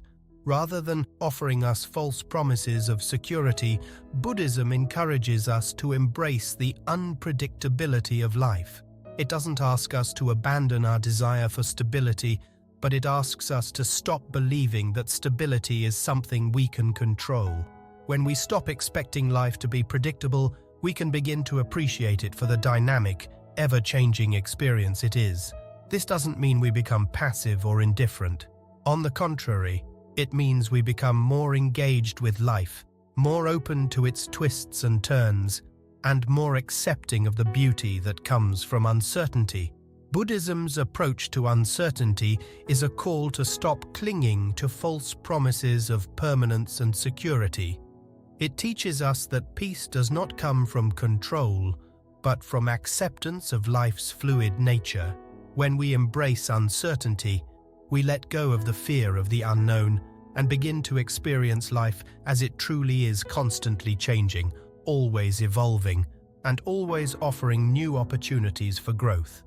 In this acceptance, we find true peace. As we've explored, living with uncertainty and accepting the ever-changing nature of life isn't about resigning ourselves to a passive existence. It's about embracing life as it unfolds and finding peace within its fluidity. However, there's another essential step in this process: understanding the role attachment plays in our suffering. Attachment is one of the main reasons we struggle with change. We attach ourselves to things, people, and even ideas, believing that these things provide us with stability and security. But this attachment is what holds us back from experiencing true freedom. The more we cling to, the more we risk losing, and the more we experience suffering. Buddhism offers us a path to freedom through the understanding of letting go. Attachment isn't just about clinging to objects or material things. It goes much deeper. We become attached to the people we love, to our identities, to our achievements, and even to our ideas of how life should be. These attachments create a false sense of security, leading us to believe that if we just hold on tightly enough, we can control our world. But in reality, this only leads to greater fear and anxiety because, as we've learned, everything is in a constant state of flux. Nothing stays the same forever. People change, circumstances shift, and the world moves forward, whether we're ready or not. When we allow ourselves to become attached to something or someone, we risk the pain of losing it. This pain isn't just about the physical loss, but about the emotional and mental struggle that comes with it. The more tightly we grip something, the more it becomes a part of our identity. Losing it feels like losing a part of ourselves. But Buddhism teaches us that the more we hold on to something, the more we create suffering for ourselves. By letting go, we free ourselves from the weight of attachment and open ourselves up to the possibility of real peace. The first step in this process is recognizing that attachment is not the same as love. We often confuse the two, thinking that to love someone or something means we must hold on tightly, ensure it's protected, and never let it go. But this kind of attachment is rooted in fear, the fear of losing what we value most. True love, according to Buddhism, is not about control. It is about freedom. It's about allowing the person or thing to exist as it is without trying to make it fit into our rigid expectations. True love does not bind. It liberates. When we stop seeing attachment as a form of love, we begin to see how attachment actually limits our experiences. Attachment comes from the belief that we can control or possess something, that it will give us stability. But this stability is illusory. The more we attach to something, the more we become fearful of losing it. We become so focused on holding on to what we love that we forget to appreciate it for what it is. This need for control prevents us from fully experiencing the moment and enjoying life as it is. Buddhism teaches that everything is impermanent, and when we understand this, we see that attachment to anything is an illusion. When we let go of the need to control, we begin to embrace the beauty of impermanence. Letting go doesn't mean we stop caring or that we become indifferent. It means we stop living in constant fear of loss. We begin to love without expectation, allowing things to be as they are, without trying to mold them into something they're not. By letting go, we also free ourselves from the constant cycle of craving and clinging. Craving is the root of attachment. We crave people, possessions, experiences, and ideas because we believe they will make us happy, bring us security, or give our lives meaning. But the more we crave, the more we are dissatisfied. No matter how much we gain, there's always something more to desire, and each time we reach for something, we tighten our grip on it, setting ourselves up for disappointment. Buddhism teaches that the path to freedom is not through acquiring more, but through letting go of the things that bind us. When we stop grasping at desires, we stop creating new attachments. We learn to live with what we have, appreciating it for what it is, rather than always striving for something else. In this process of letting go, we experience true liberation because we are no longer driven by the need to fill an empty space within us. Instead, we learn to embrace the fullness of the present moment. Letting go of attachment also means letting go of the stories we tell ourselves about who we are. So often, our sense of self is tied up in our possessions, relationships, and achievements. We identify with what we own or the roles we play in others' lives. But Buddhism teaches us that this sense of self is not fixed, it is constantly changing. When we let go of the attachments to these identities, we begin to experience life as it is, without the need to label it or define it.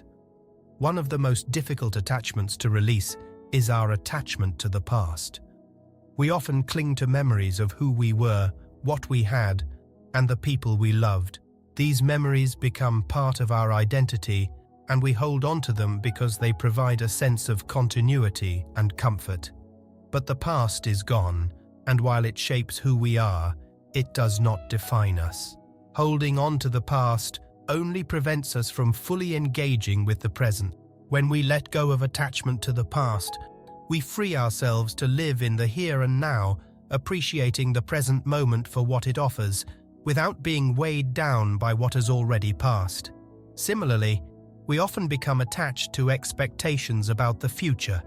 We think that if we just reach a certain point, whether it's a career milestone, a financial goal, or a personal achievement, then we will be happy and fulfilled.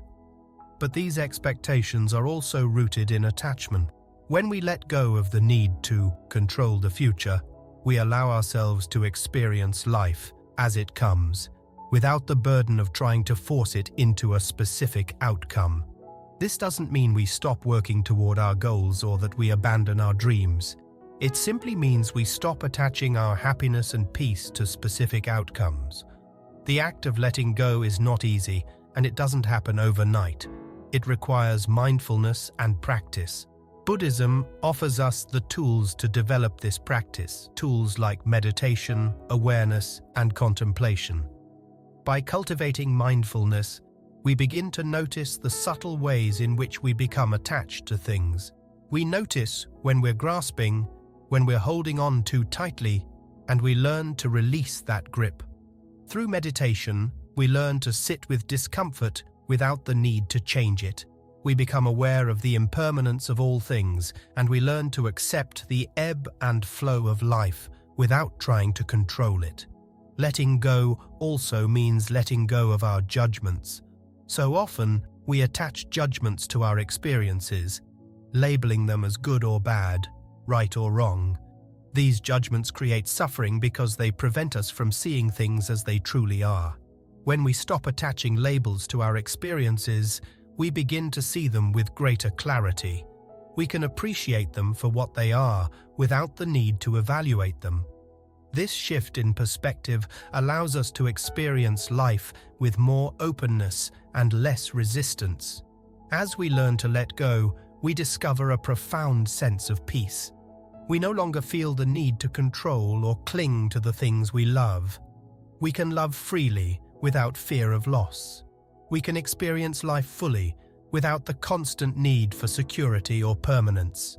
By letting go of attachment, we open ourselves to a deeper connection with the world around us. We stop living in fear of change, and we begin to embrace the flow of life, knowing that everything is in constant motion. In the end, the act of letting go is not about losing what we love. It's about freeing ourselves from the burden of attachment. It's about experiencing life as it is, without the constant fear of loss. It's about learning to love without expectation, to live without clinging, and to find peace in the ever-changing nature of existence. Letting go is the key to true freedom, and when we learn to release our attachments, we open ourselves to a life filled with peace, joy, and fulfillment.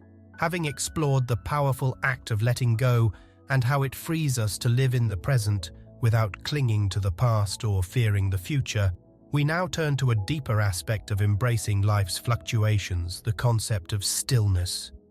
In a world that never stops moving, where change is constant and often overwhelming, how do we find peace amidst the chaos? Buddhism offers us a profound answer: stillness within change. It's a paradox that seems counterintuitive at first. How can we experience stillness in a world that is always changing? We are taught to believe that peace comes from stability, from the things that stay the same. But Buddhism teaches that true peace does not arise from avoiding change. Rather, it arises from finding a deep inner stillness amidst the very change that surrounds us. When we learn to center ourselves in the midst of life's storms, we experience a calm that is unshaken by external circumstances. The Buddhist practice of mindfulness is one of the most powerful tools for cultivating this stillness. Mindfulness teaches us to be fully present in each moment, accepting whatever arises without judgment. It doesn't mean we ignore the turbulence around us or pretend that everything is fine. Instead, it means that we acknowledge the chaos and, in that awareness, find a sense of peace. By staying anchored in the present, we are able to experience life's changes without being tossed about by them. This idea of stillness within change can also be seen in the Buddhist concept of equanimity. Equanimity is the ability to remain calm and balanced, regardless of what is happening around us. It doesn't mean that we don't feel emotions or that we detach from the world. Rather, it means that we don't allow our emotions to control us. We learn to experience life fully, its highs and lows, without being swept away by either. Equanimity provides a foundation of peace that allows us to navigate the storms of life with grace. At its core, stillness in Buddhism is not about finding a perfect, unchanging state. It is about finding a deep, grounded peace that can coexist with change. In fact, it is through the acknowledgement of life's impermanence that we come to understand the nature of true stillness. When we stop resisting the flow of life, when we stop trying to control the inevitable, we allow ourselves to sink into a deeper form of calm. The stillness we cultivate through mindfulness and meditation is not an escape from the world, it is a way of engaging with the world in a more balanced and centered way. The paradox of stillness within change also speaks to the nature of our minds. Our thoughts and emotions are constantly shifting, sometimes in ways that feel overwhelming. In a moment of calm, our minds can feel peaceful, but as soon as something disturbs that peace, a stressful thought, an unexpected challenge, or an emotional trigger, we are thrown back into turmoil. But through meditation, we learn to observe these mental fluctuations without becoming attached to them. We begin to see that just as our thoughts change, so too do our emotions and reactions. The key is not to try to stop these changes from happening, but to cultivate the awareness to see them clearly and respond from a place of calm rather than reactivity. This practice of observing change without being swept away by it brings us closer to the stillness that Buddhism speaks of. We begin to recognize that just as the world around us is in constant motion, so too are our internal states. Stillness does not mean the absence of movement, it means the ability to remain steady within that movement. Just like a tree rooted firmly in the earth, we can remain steady amidst the winds of change. The more we practice mindfulness and meditation, the more we learn to find that inner stability, even when everything around us is shifting. In Buddhism, stillness is also deeply connected to the concept of sunyata, or emptiness. Emptiness doesn't mean a lack of substance, it means that nothing has inherent, permanent qualities. Everything is interconnected and constantly changing. This understanding of emptiness frees us from clinging to fixed identities or rigid structures, allowing us to experience life more fluidly. When we understand that everything is empty of inherent permanence, we can begin to experience a sense of peace in the knowing that nothing is set in stone. We can appreciate life as it is, without trying to hold on to it or make it into something permanent. The stillness that Buddhism speaks of also includes a form of deep acceptance. Acceptance is not passive resignation. It is an active, conscious decision to engage with life's challenges as they come, without resistance. When we accept the impermanence of everything, we stop fighting against change. We understand that everything, whether it's a beautiful moment or a difficult one, is temporary, and we learn to embrace each moment for what it is. In this acceptance, we find a profound stillness that is not disturbed by the ups and downs of life. This form of stillness also leads to a deeper understanding of ourselves. As we practice mindfulness, we become more aware of our patterns of thought, emotion, and behavior. We begin to see how often we are driven by attachment, whether to people, possessions, or ideas, and how this attachment creates turmoil in our minds. By learning to release attachment and simply observe our experiences without judgment, we begin to experience a deeper level of inner peace. We stop identifying with the ever-changing thoughts and emotions that arise within us, and instead, we come to recognize that our true nature is not tied to these fluctuations. True peace lies in the stillness beneath it all. The practice of meditation plays a crucial role in cultivating this stillness. Through meditation, we create a space where we can sit with our thoughts and emotions without being overwhelmed by them. This space allows us to observe the changes in our mind without becoming entangled in them. As we deepen our meditation practice, we begin to experience moments of profound stillness moments where the constant chatter of the mind quiets, and we are able to simply be. These moments of stillness provide a sense of peace that transcends the external world. They remind us that, even in the midst of chaos, we can find a place of quiet within ourselves. Stillness is not something that can be forced or fabricated.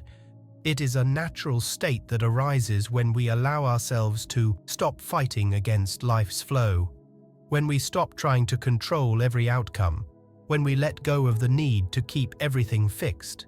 We open ourselves up to a deeper peace. Stillness, in this sense, is a state of surrender, not surrendering to the world outside, but surrendering to the truth of our experience.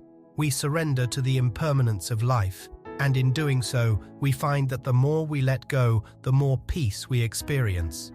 This understanding of stillness within change transforms our relationship with life. Instead of constantly striving to avoid discomfort, to hold on to what we love, or to control what happens next, we learn to let life unfold naturally. We learn to navigate the waves of change without being swept away by them. And in that process, we find that the storms of life no longer have the power to disturb our peace. This is the power of Buddhist stillness, a calm that arises not from avoiding change, but from fully engaging with it. The paradox of stillness within change is not an easy concept to grasp, but it offers us a profound way to live.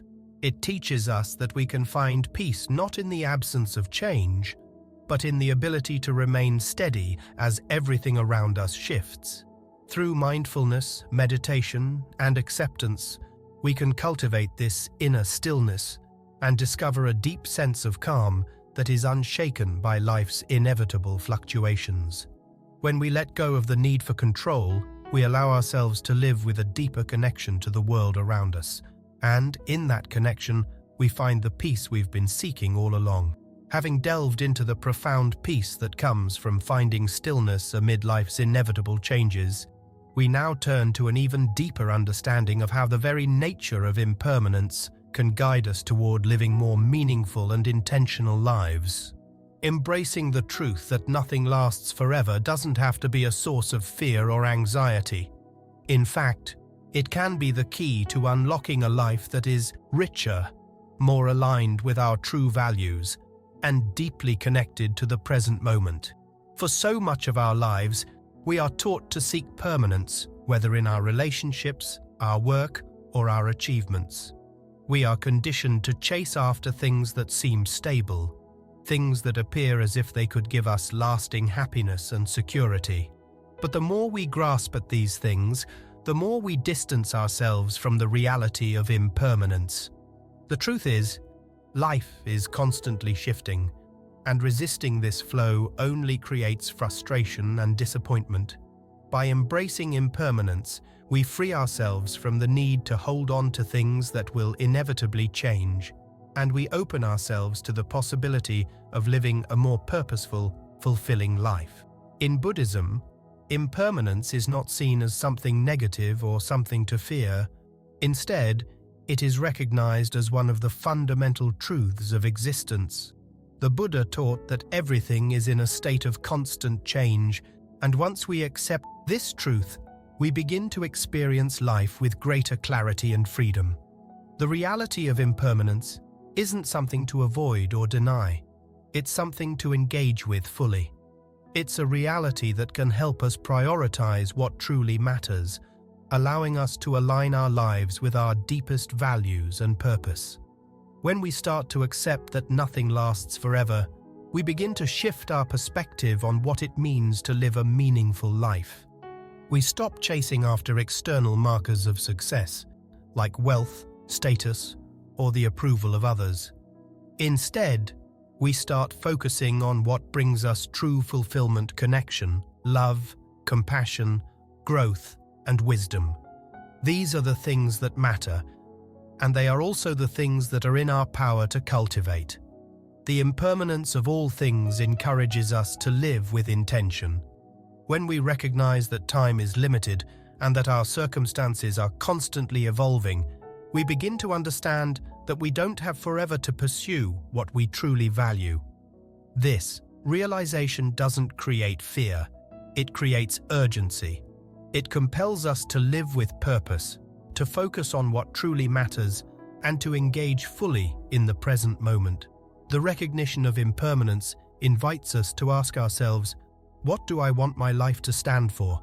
What do I want to give my time and energy to? This awareness guides us away from distractions and helps us prioritize what is meaningful and fulfilling.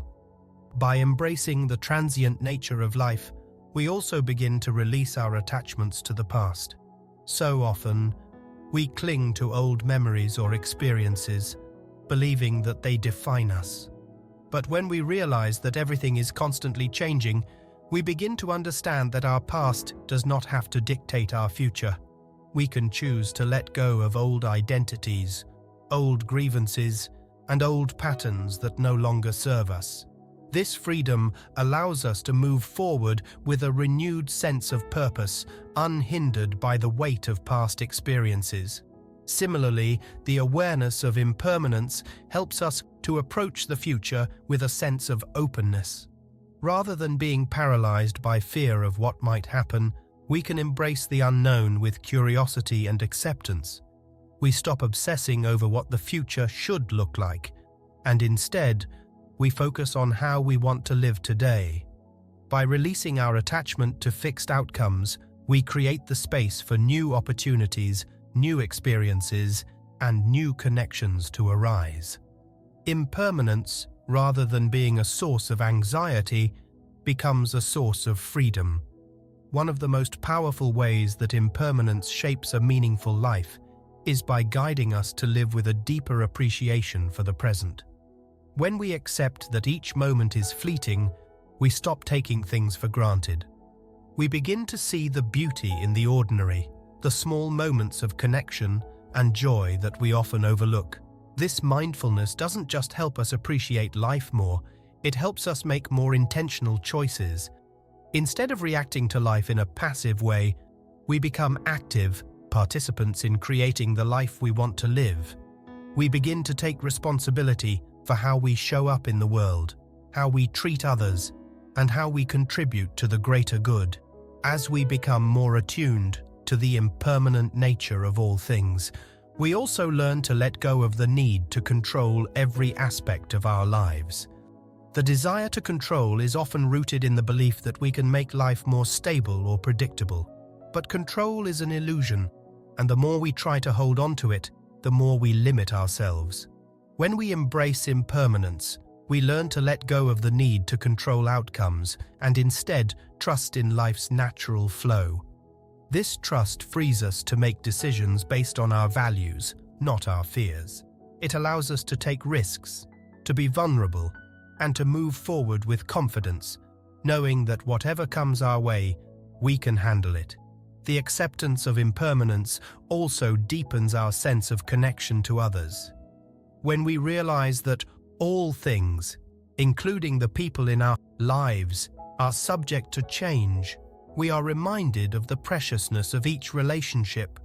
We begin to appreciate the time we have with others without taking it for granted. This appreciation deepens our empathy and compassion as we recognize that all beings are navigating their own path of change.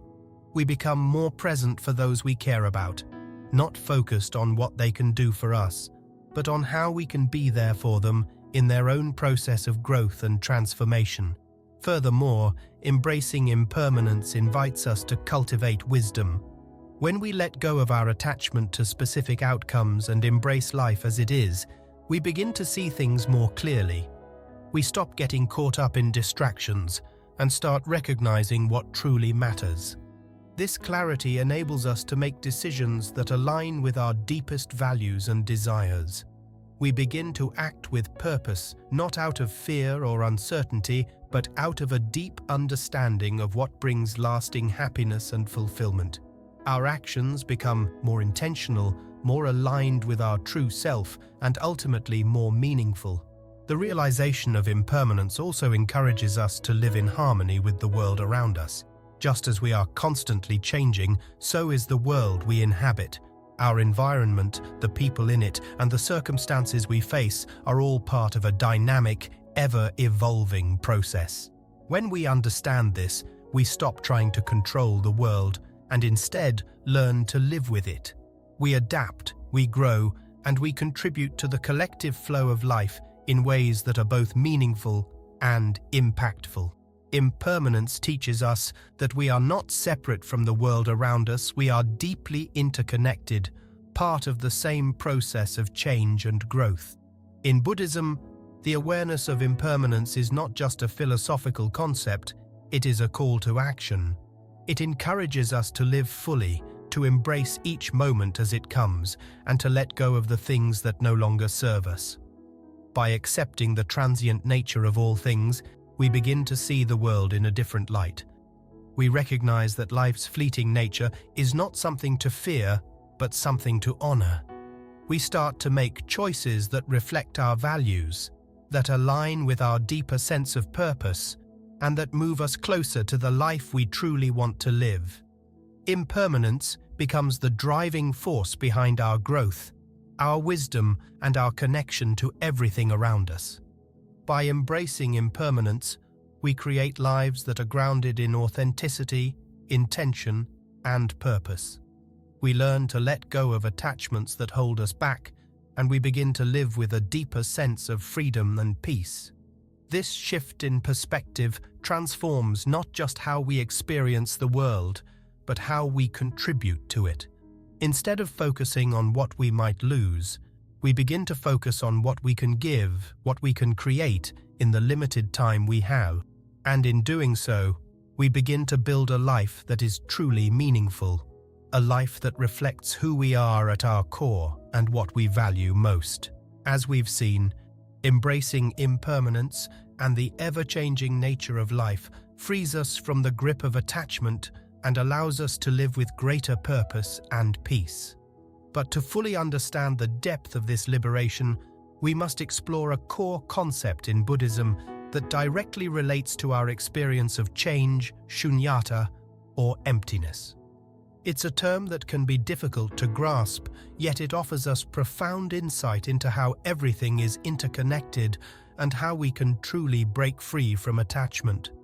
Rather than seeing emptiness as something void or lacking, it reveals a transformative truth about how all things, including ourselves, are subject to change and impermanence. At its core, shunyata teaches us that nothing has an inherent, unchanging essence. All things, our experiences, our identities, the world around us are not fixed entities, but are instead made up of ever-changing parts. Just as a wave on the ocean exists only as a temporary formation within the flow of the sea, everything in life is a temporary arrangement in the greater unfolding of reality. This realization is liberating. When we see things as they truly are, interconnected and ever-changing, we are freed from the fear and suffering that arise from our desire to control or hold on to them. The concept of shunyata challenges our usual way of thinking about the world. We tend to see things as solid, permanent, and separate.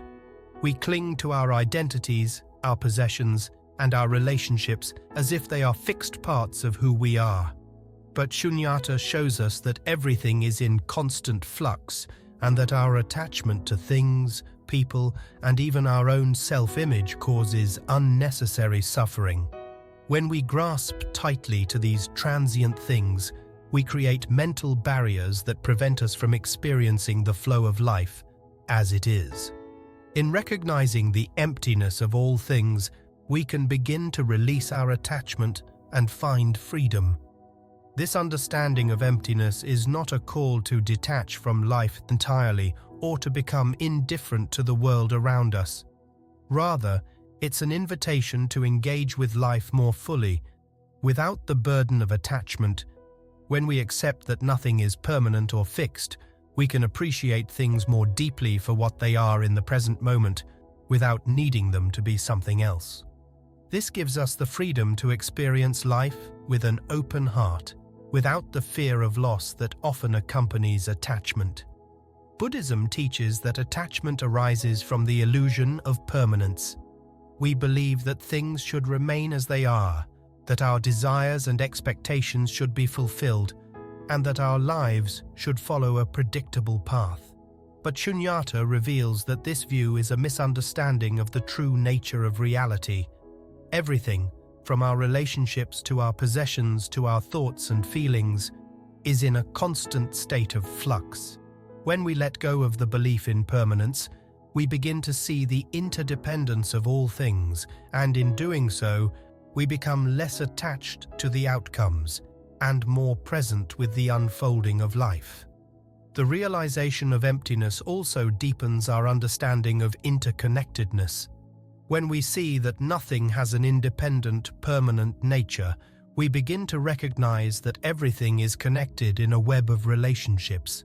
Our lives are not isolated from the world around us.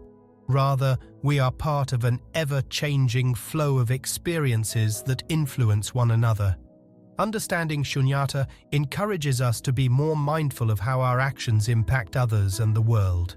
It invites us to act with greater compassion, knowing that every person and every moment is interconnected, and that our choices ripple through the vast web of existence. Embracing emptiness frees us from the need to define ourselves by external circumstances. In our culture, we often define ourselves by our job, our status, or our possessions. We believe that these things give us meaning and stability, but 𝗙𝗵𝗃 teaches us that these identities are not inherent to who we are. They are temporary roles we play in the unfolding of life. By letting go of our attachment to these identities, we create space to experience our true selves, which are not bound by labels or expectations. This recognition allows us to live more authentically, free from the need to prove our worth or measure up to external standards. The more we embrace the concept of emptiness, the more we come to understand that our attachment to things, ideas, and people is what creates suffering. Attachment doesn't mean that we don't care for others or cherish the things we hold dear. It means that we stop believing that these things define us or that we can possess them in a way that keeps them static. Life's beauty comes from its impermanence, and by understanding that, we open ourselves to experience it fully. We stop trying to control what cannot be controlled and begin to live with more openness and acceptance. 𝗙𝗵𝗃 also helps us break free from the suffering caused by our mental constructs. We often build stories around ourselves and the world, shaping how we perceive reality. We label experiences as good or bad, right or wrong, and in doing so, we limit ourselves to narrow views of what life can be.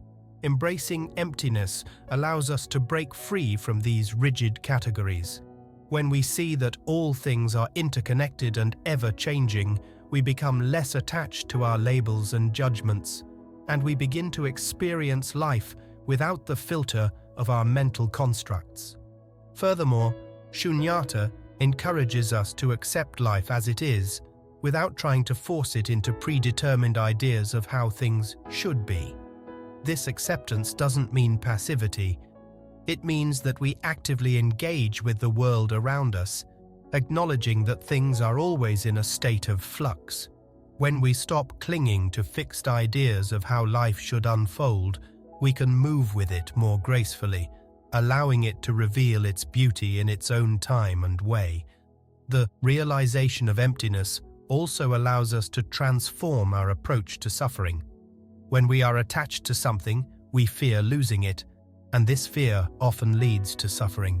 But when we recognize that all things are impermanent, we can approach pain and loss with a sense of understanding.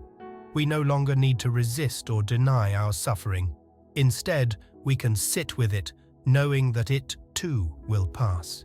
This understanding provides us with the courage to face difficult situations with a sense of peace, because we know that everything, both joy and sorrow, is transient. 𝗙𝗵𝗃 also offers us a way to let go of expectations. We often set ourselves up for disappointment when we expect life to follow a certain path or our desires to be fulfilled in a specific way. By embracing emptiness, we let go of these fixed expectations. We accept that life is unpredictable and that we can't control the outcome of everything. This shift in perspective allows us to experience greater peace because we stop holding on to rigid outcomes and start embracing whatever comes with an open mind. In Buddhism, the concept of emptiness is not an end, but a means to deeper understanding and liberation. When we recognize that nothing has a fixed, unchanging essence, we can begin to see the world with fresh eyes.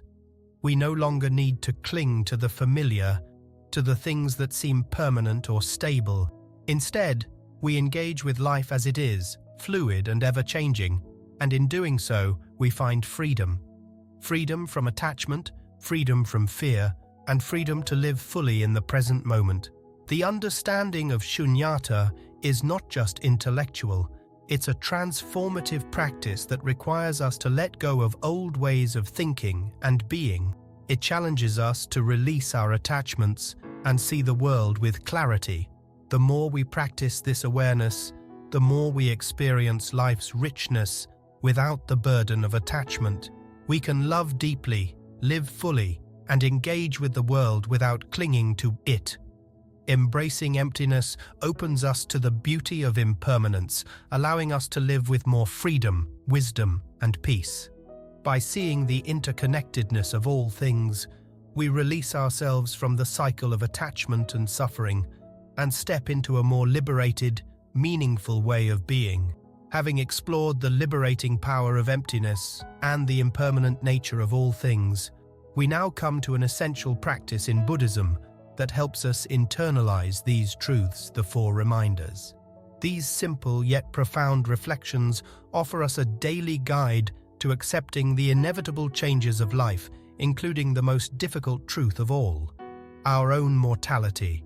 While the awareness of impermanence can seem unsettling, Buddhism offers us the four reminders to help us transform this awareness into a source of peace, wisdom, and action. The first reminder is that life is short and that death is inevitable. This may seem like an uncomfortable truth to confront, but in Buddhism, it's not a cause for fear or sadness. Rather, it's an invitation to live more fully. When we remember that our time in this body is limited, we are motivated to use our time wisely. We start to recognize the preciousness of each moment and the importance of living in alignment with what truly matters. Death isn't something to shy away from. It is a natural part of the cycle of life that should inspire us to live with more presence, more intention, and more compassion. The second reminder is that we are constantly subject to the law of cause and effect, or karma. Every action, word, and thought creates an impression that ripples out into the world.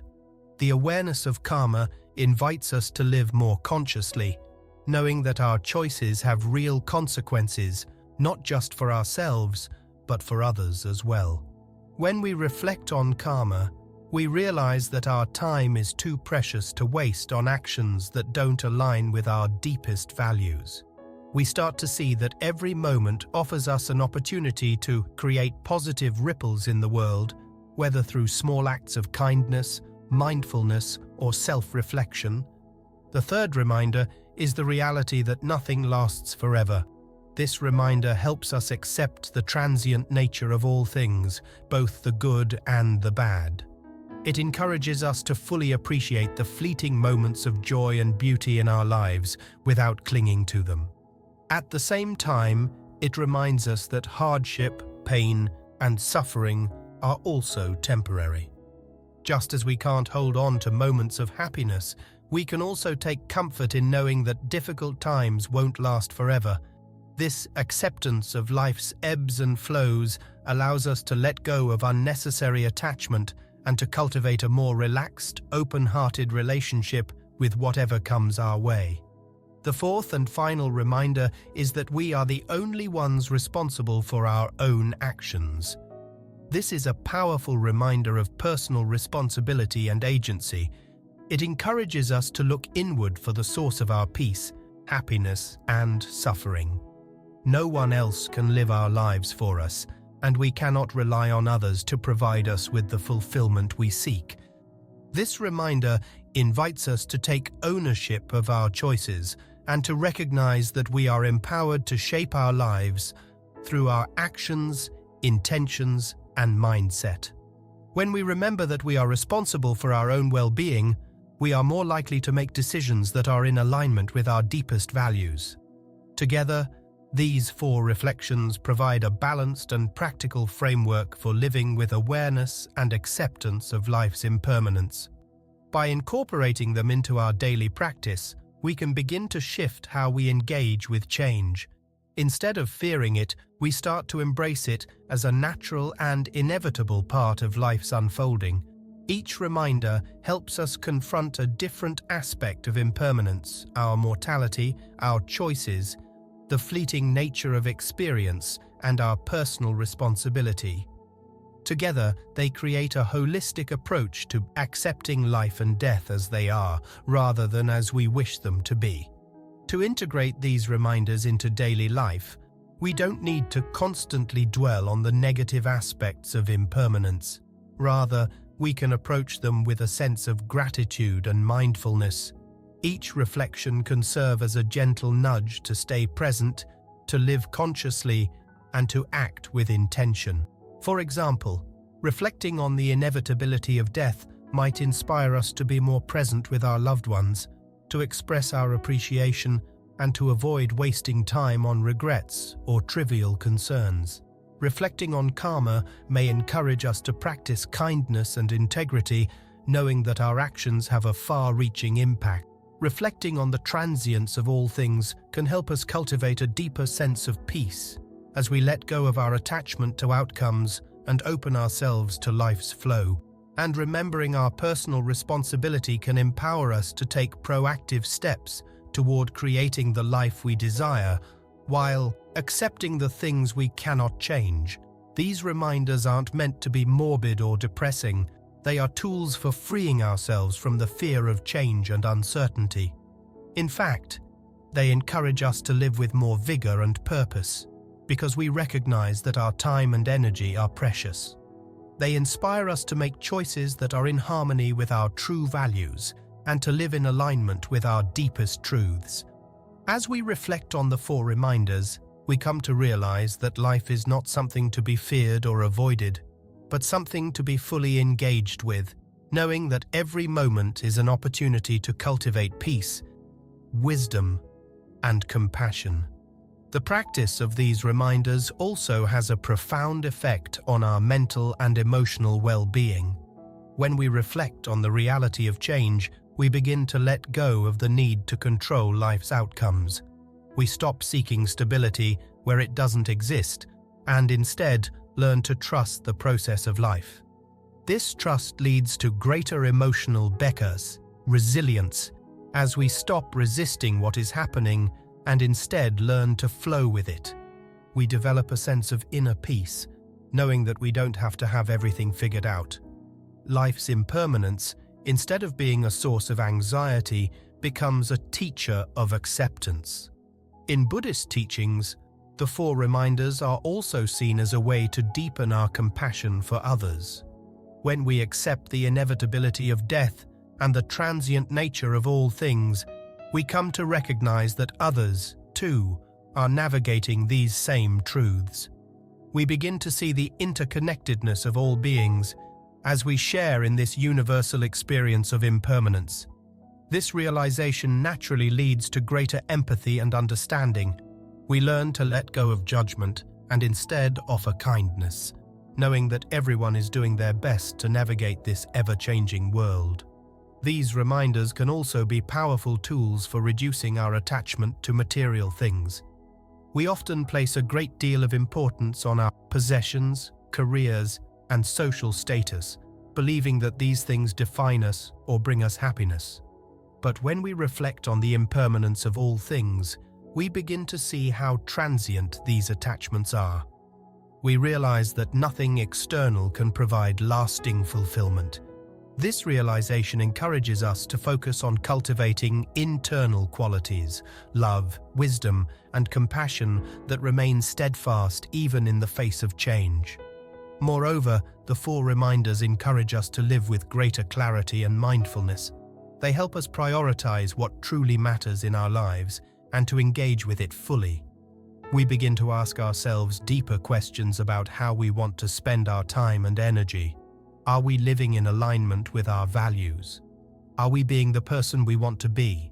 Are we making the most of the time we have? These reflections lead us to a life that is intentional, purposeful, and deeply satisfying. By incorporating the four reminders into our daily practice, we shift from a mindset of resistance to one of acceptance. We begin to embrace the flow of life's changes and to approach them with open hearts and minds.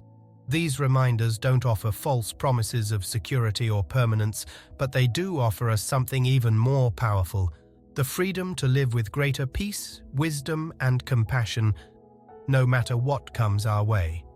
Ultimately, the four reminders provide us with a transformative framework for engaging with life's impermanence. They teach us to accept change, embrace uncertainty, and live with intention, all while deepening our connection to others and to the world around us. As we reflect on these reminders and integrate them into our daily practice, we come to realize that the transient nature of life is not something to fear, but something to honor, for it is through this impermanence that we find the true meaning of life. As we've explored the four reminders and the transformative power of accepting change, we now arrive at one of the most difficult and profound aspects of life: loss. Loss is perhaps the most poignant reminder of impermanence, and it's something we all face at different points in our lives. Whether it's the loss of a loved one, a relationship, a job, or even an aspect of ourselves, grief is an inevitable part of the human experience. In our culture, grief is often something we try to avoid or suppress, but Buddhism offers a path to healing by teaching us that loss is not something to resist, but something to be embraced as part of the natural flow of change. Grief is often seen as something we must get over or move past, but Buddhism invites us to rethink this approach. In Buddhist philosophy, grief is not something to be fixed, but something to be understood and integrated into the fabric of life. Rather than running from our grief or trying to escape it, Buddhism teaches us to face it with awareness, to sit with it, and to allow it to unfold in its own time. This process of acceptance is not about erasing the pain or pretending it doesn't hurt. It's about acknowledging that grief, like all emotions, is part of the cycle of life, and by accepting it, we can heal more fully. The Buddhist understanding of loss centers around the idea of impermanence. Everything we hold dear, everything we depend on, is subject to change. People come and go, circumstances shift, and the things we attach ourselves to are not permanent. This truth can be painful, especially when we experience loss.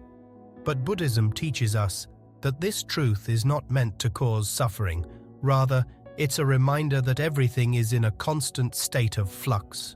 By accepting that loss is part of this process, we can begin to find peace in the midst of our grief. Grief, in Buddhist terms, is a natural response to loss, but it's also a powerful tool for growth. When we lose something, we are forced to confront our attachments, whether to people, places, or ideas. Buddhism teaches that attachment is the root of suffering. It's our desire to hold on to things, to make them permanent, that causes pain. In the face of loss, we are reminded that nothing can last forever, and that includes our attachments. By acknowledging this, we begin to release our grip on what we've lost and open ourselves to the healing power of acceptance. One of the most profound teachings of Buddhism is the practice of mindfulness. And this practice plays a central role in how we navigate grief. Mindfulness invites us to be present with our emotions, without judgment or resistance. When we're grieving, we often try to suppress our feelings or distract ourselves from the pain. But mindfulness teaches us to sit with our grief, to experience it fully, and to let it move through us. By being mindful of our grief, we allow ourselves the space to feel it deeply, but also to release it when the time is right. This doesn't mean that grief disappears, but that it no longer has the same power over us. It becomes something we can observe and process rather than something that overwhelms us. Another key aspect of Buddhist teachings on loss is the practice of non-attachment. While this concept can often be misunderstood as a call to detach from everything, what it really means is that we learn not to cling to things as though they define us. Our relationships, our accomplishments, and our possessions are not permanent. And when we attach our sense of self to them, we set ourselves up for pain when they inevitably change or fade away. Buddhism teaches us that true freedom comes not from holding tightly to things, but from understanding that our identity is not bound to them. Loss, in this sense, is a reminder that our true nature is not rooted in the external world, but in our ability to embrace change and find peace within ourselves. Buddhism also teaches that the experience of loss is not just an individual process, but a shared human experience. The Buddha himself acknowledged that suffering is universal and that everyone faces the pain of loss at some point in their lives. This shared experience can be a source of connection rather than isolation. In Buddhist practice, we are encouraged to cultivate compassion not only for ourselves, but for others who are also suffering. When we understand that loss is a part of everyone's journey, we can approach our grief with a sense of shared humanity. This empathy for others helps to dissolve the feeling of being alone in our pain and allows us to see that we are all navigating the same waves of change and impermanence. Moreover, loss can be a teacher of impermanence. It reminds us of the fragility of life and the importance of living with awareness. When we experience loss, it forces us to reassess our priorities. We often find that the things we thought were important, status, material wealth, or even achievements, lose their significance. What remains are the things that truly matter: love, connection, kindness, and presence. Loss teaches us to be more present, to appreciate what we have while we have it, and to live with greater intention. This shift in perspective helps us to align our actions with our deepest values and to approach each day with greater clarity and purpose. The Buddhist approach to loss also invites us to explore the impermanence of our thoughts and emotions. Just as our external circumstances are constantly changing, so are our internal experiences. Our thoughts and feelings arise and pass away like waves on the ocean. When we're grieving, it can feel as if the pain will last forever, but Buddhism reminds us that everything is temporary. This doesn't mean that grief isn't real or that we should ignore our pain. But it helps us to see that, like all emotions, grief will ebb and flow. It will change shape, and in time, it will lessen. Understanding this impermanence helps us to face grief with more acceptance, knowing that it is not a permanent state, but a process of healing. In Buddhist practice, meditation plays an essential role in processing grief. Meditation allows us to sit with our feelings in a calm and focused way, without judgment or resistance. When we meditate on our grief, we create space for it to arise, without trying to push it away. We allow ourselves to feel the sadness, the anger, or the regret, and we observe these emotions with compassion. Through meditation, we learn not to identify with our grief, but to see it as just one part of our experience. This mindfulness practice helps us to detach from the intensity of grief, allowing it to move through us without overwhelming our entire being. One of the most liberating aspects of Buddhism's approach to loss is its emphasis on acceptance. Rather than resisting the natural process of grief or trying to find a quick fix, Buddhism encourages us to accept loss as a part of the cycle of life. By accepting loss, we stop fighting against the inevitable, and we allow ourselves to process the pain in a healthy and productive way. This acceptance doesn't mean that we like or enjoy the experience of loss, but it allows us to navigate it with a sense of peace and clarity. We begin to see that loss is not the end, but a natural transition that leads us to deeper understanding and growth. Finally, Buddhism offers us a profound lesson in resilience. The path of grief is not linear, and it's different for everyone. We may feel anger, sadness, confusion, or even relief at different times during our journey. But Buddhism teaches that resilience is not about avoiding pain or bouncing back quickly.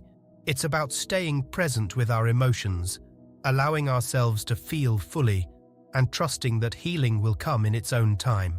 By approaching grief with patience and mindfulness, we begin to cultivate a sense of inner strength that helps us move through the pain and emerge with greater wisdom and compassion. Ultimately, Buddhism's approach to loss teaches us that grief is not something to be feared or avoided, but something to be embraced as part of the natural flow of life. It is through our grief that we learn the most profound truths about ourselves, our attachments, our values, and our capacity for love and compassion. By accepting loss and sitting with the pain it brings, we can find healing and transformation. Through mindfulness, meditation, and acceptance, we come to understand that grief, like everything else, is impermanent. And in that understanding, we find the path to peace.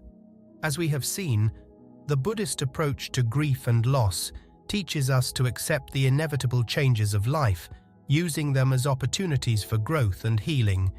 This acceptance of change is deeply rooted in the principle of 𝗕𝗂𝗃, or impermanence, which not only helps us navigate the turbulence of loss, but also provides the key to true freedom. When we fully grasp the depth of 𝗕𝗂𝗃, we unlock the potential for liberation from suffering, because to understand impermanence is to understand the nature of all things, including our own experiences, emotions, and attachments. 𝗕𝗂𝗃 is a fundamental teaching in Buddhism, and it is often described as one of the three marks of existence, alongside dukkha, suffering, and anatta, non-self. These three teachings point to the core reality of our lives. The world around us, the people in it, and even our own thoughts and feelings are all subject to change. Everything is in a constant state of flux. The more we try to hold on to things, the more we suffer when they inevitably shift or disappear. The wisdom of 𝗕𝗂𝗃 lies in the profound realization that everything, whether it brings joy or pain, is fleeting. It's only when we deeply understand and accept this truth that we can begin to experience true freedom from suffering. When we think about impermanence, we often imagine change as something outside of our control. We see change as something that happens to us, something that disrupts our peace and stability. But in Buddhism, understanding 𝗕𝗃𝗃 leads us to a deeper awareness. Change is not something that happens to us, but something that is happening all the time, everywhere, in every moment. Our resistance to change is what creates suffering, not the change itself. When we let go of our attachment to fixed outcomes or to the things we cling to for comfort, we begin to live more freely, more authentically. One of the most powerful aspects of 𝗕𝗃𝗃 is its ability to transform our relationship with fear. Fear is often rooted in the desire to prevent change. We fear the unknown because we are attached to how things are right now. But when we deeply accept that everything changes, we can start to live with a sense of peace, knowing that nothing is permanent, not even our fears. The impermanence of life means that we are never stuck, never trapped by our circumstances. What might seem like an insurmountable challenge today will change tomorrow, just as moments of joy or success will also eventually fade. When we understand that both pain and pleasure are transient, we begin to experience a sense of equanimity, an inner calm that is not shaken by external circumstances. At the heart of 𝗓𝗍𝗃 is the realization that change is not just inevitable but also natural and necessary. The cycles of birth, growth, decay, and death are fundamental to the fabric of existence. The very fact that we are alive means we are part of this cycle. By resisting the flow of this natural rhythm, we create unnecessary tension within ourselves. 𝗓𝗍𝗃 teaches us that true freedom comes not from fighting against change, but from learning to move with it, to adapt to it with grace and mindfulness. This teaching of impermanence is also deeply connected to the Buddhist concept of non-attachment. Attachment arises when we try to hold on to things that are inherently unstable. We attach to relationships, material possessions, achievements, and even our own identities because we want to feel secure. We want to believe that something will remain constant in a world that is constantly changing. But attachment to these things creates suffering. When we lose them, as we inevitably will, we experience pain and grief. The understanding of 𝗓𝗍𝗃 teaches us to let go of our attachment to these things, not because they are unimportant, but because they are not permanent. When we embrace impermanence, we are freed from the fear of losing what we hold dear, because we understand that loss is part of life's natural process. One of the most transformative aspects of understanding 𝗓𝗍𝗃 is its impact on how we experience time. So often, we are either caught in the past, clinging to memories and experiences, or we are anxious about the future, fearful of what's to come.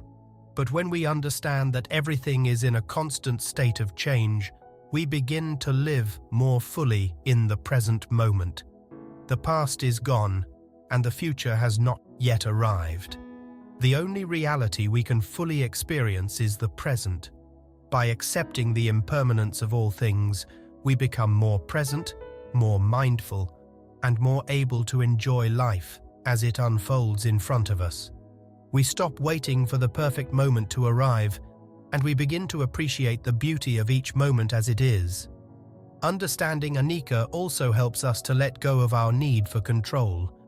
The desire to control our circumstances and the people around us is rooted in the belief that we can make life more predictable and stable. But this desire for control is an illusion. The more we try to force things to remain the same, the more we experience anxiety and frustration. 𝗓𝗍𝗃 teaches us that life is beyond our control, and when we release our need for control, we experience a sense of freedom. Instead of fighting against the changes that come our way, we begin to trust in the process of life, knowing that everything is unfolding as it should. We let go of the need to force outcomes, and instead we embrace the flow of life with a sense of trust and acceptance. Another key aspect of 𝗓𝗍𝗃 is its role in fostering compassion. When we deeply understand that all things are impermanent, we come to recognize that everyone and everything is subject to change. This understanding helps us see the interconnectedness of all beings. Just as we experience the ebb and flow of emotions, circumstances, and relationships, so too does everyone else. This recognition of shared impermanence opens our hearts to others. We begin to approach others with greater compassion and empathy, knowing that they, too, are navigating the challenges of an ever-changing world. By embracing 𝗓𝗍𝗃, we learn to meet others where they are, without judgment or expectation, recognizing that we are all in this together. 𝗓𝗍𝗃 also helps us shift our perspective on success and failure. In a culture that often values achievement, recognition, and the accumulation of material wealth, it's easy to become attached to these external markers of success. But when we understand the impermanence of all things, we begin to see that success and failure are not permanent states. Both rise and fall like waves on the ocean, and we are not defined by either. Success is fleeting, and failure is temporary. By embracing 𝗓𝗍𝗃, we learn to approach both success and failure with equanimity, understanding that neither defines us. What matters is how we respond to these experiences and what we learn from them. This perspective helps us let go of the pressure to succeed at all costs and invites us to find meaning in the journey itself rather than in the outcome. The practice of meditation is one of the most powerful ways to deepen our understanding of anicca and to integrate it into our daily lives. In meditation, we learn to observe our thoughts, emotions, and physical sensations without attachment or judgment. We begin to see that these mental and physical states are also impermanent.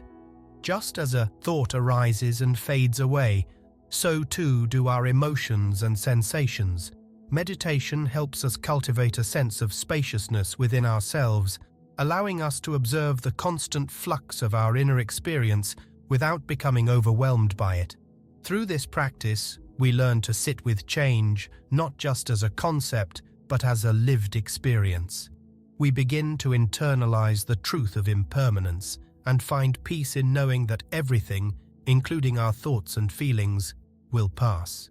Anicca is not just a philosophical concept, it is a living, breathing truth that can guide us toward ultimate freedom from suffering. When we truly understand the impermanence of all things, we are no longer enslaved by attachment, fear, or desire. We learn to live with greater freedom, allowing life to unfold naturally and without resistance. We let go of our need to control, and instead, we trust in the flow of change. This acceptance of impermanence allows us to live more fully, more authentically, and with greater compassion for ourselves and others. By embracing anicca, we come to understand that freedom is not found in permanence or stability, but in the fluid, ever-changing nature of life itself. As we've delved into the impermanence of all things and the profound wisdom that comes from embracing change, one key question remains: how do we move from fear of change to a place of acceptance and even growth? We've all felt it, the tightening in our chest when faced with uncertainty, the resistance that rises when something we've held dear begins to shift. Fear of change is perhaps one of the most natural human reactions, but Buddhism offers us not just a way to cope with change, but a path to use it as an opportunity for personal and spiritual growth. By transforming our fear into a more fluid and open mindset, we can step into life's ever-changing dance with confidence and grace. Buddhism recognizes that fear, particularly fear of change, is often rooted in attachment. We fear losing what we know, what feels stable, and what we believe defines us. However, when we view change through the lens of attachment, we see it as a threat rather than a natural part of existence. Fear arises when we cling to the illusion of permanence, when we believe that life, people, and experiences should stay fixed and unchanging. Buddhism teaches that true peace and growth come when we can let go of this attachment and see change not as something to fear, but as a tool for transformation. The key to transforming fear into flow is understanding that change is not an enemy, but an inevitable process that is part of the larger tapestry of life. Just as we would not fear the rising and falling of the tides, we need not fear the changes in our lives. By accepting change as a natural force that helps shape our personal journey, we open ourselves to its potential for growth. Change can be the doorway to new opportunities, new ways of thinking, and new experiences. But we must first be willing to face it with open arms instead of clenched fists. Buddhist teachings offer practical wisdom for turning fear into flow. One of the most powerful tools is mindfulness. Through mindfulness, we cultivate awareness of our thoughts, emotions, and reactions without judgment. When fear of change arises, mindfulness teaches us to observe it without becoming overwhelmed by it. Instead of allowing fear to control us, we can step back, observe the fear, and let it pass without attaching to it. This practice helps us move beyond the grip of fear, allowing us to respond to change with clarity rather than reactivity. Another transformative tool Buddhism provides is the practice of non-attachment. Attachment to our current circumstances, our ideas of how things should be, or even our expectations about the future can all fuel fear.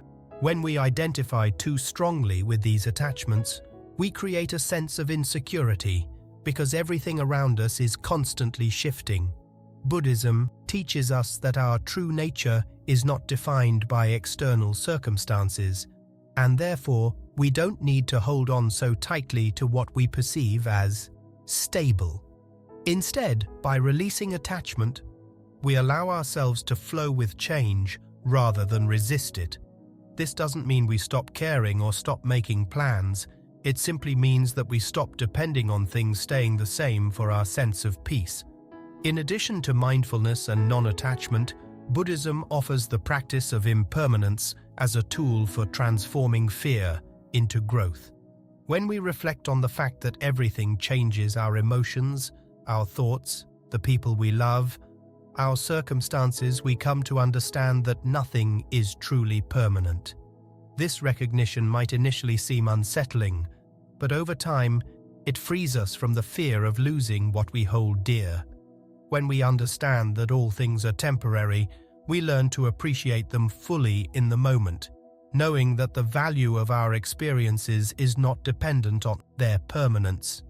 This practice helps us embrace the natural flow of life with a sense of ease, knowing that everything, both the good and the challenging, will eventually change and pass.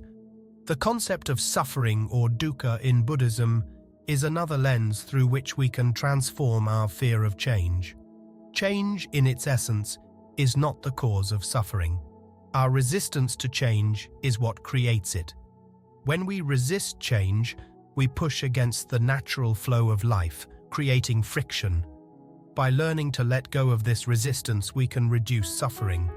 Buddhism teaches us that suffering is a natural part of life, and that accepting it, rather than fearing it, can lead to liberation. When we acknowledge that pain and discomfort are part of the human experience, we stop trying to avoid them at all costs and instead learn to face them with awareness and equanimity. Buddhism also introduces the concept of embracing uncertainty as a way to transform fear into flow. Many of our fears about change are tied to our fear of the unknown. We fear the what-ifs, the uncertainties of life's unpredictable nature. However, Buddhism teaches that the unknown is not something to fear, but something to accept. Life is inherently uncertain, and when we try to control every outcome, we create stress and anxiety. By accepting uncertainty, we free ourselves from the need to know everything and open ourselves to the possibilities that life has to offer. This shift in perspective can help us move through life with greater peace, knowing that we don't need to have all the answers to experience happiness and fulfillment. Buddhism also encourages us to see our fear of change as an opportunity to cultivate compassion. When we are afraid of change, we often withdraw, focus inward, and become consumed by our own discomfort. But by opening our hearts to others, we begin to see that they too are navigating the same uncertainties. This shared human experience of change and fear can create deeper connections, as we recognize that we are not alone in our struggles. Compassion allows us to face the fear of change, not just with mindfulness and acceptance, but with empathy for others who are on similar journeys. By turning our focus outward, we transform our own fear into an opportunity to connect, heal, and grow together. Another important Buddhist practice that helps us transform fear into flow is right view, one of the elements of the Noble Eightfold Path. Right view is the understanding of the nature of reality, including the impermanence of all things. When we hold a clear understanding of reality, we begin to see fear for what it truly is, a natural reaction to the unknown, but not a permanent or insurmountable force. By cultivating right view, we can step back from our fear, observe it, and move forward with greater clarity. Fear loses its power when we understand that it is not an inherent part of us, but a temporary feeling that can be transformed through mindfulness, awareness, and right understanding. Living in the flow of change also requires patience, a practice that Buddhism teaches us is essential for growth. Often, we want things to happen quickly, and the uncertainty of change can feel unbearable when we don't have immediate answers or results. Buddhism teaches us that growth takes time and that we must be patient with ourselves and the process of life. Patience allows us to remain steady during times of change, trusting that the unfolding process is as valuable as the end result. It's through the process of learning, adapting, and changing that we grow, sometimes in ways we didn't expect, but always in ways that serve our greater good. Through all these teachings, Buddhism helps us transform fear into a path of growth by shifting our perspective on change and uncertainty. Rather than seeing change as something to fear, we begin to see it as a teacher, one that invites us to step into life with greater awareness, compassion, and resilience. Fear becomes less of an obstacle and more of an opportunity to practice mindfulness, to release attachment, to embrace uncertainty, and to cultivate compassion and patience. By transforming fear into flow, we not only navigate change with greater ease, but we also discover a deeper sense of freedom and peace. When we stop resisting change and instead welcome it, we open ourselves to the vast potential of personal and spiritual growth. And in that openness, we find the courage to live fully, with a heart that is free from fear and full of possibility. As we have explored the many ways in which Buddhism helps us transform our fear of change into opportunities for growth, one truth becomes increasingly clear. Life is full of extremes. We experience highs and lows, joy and sorrow, stability and chaos.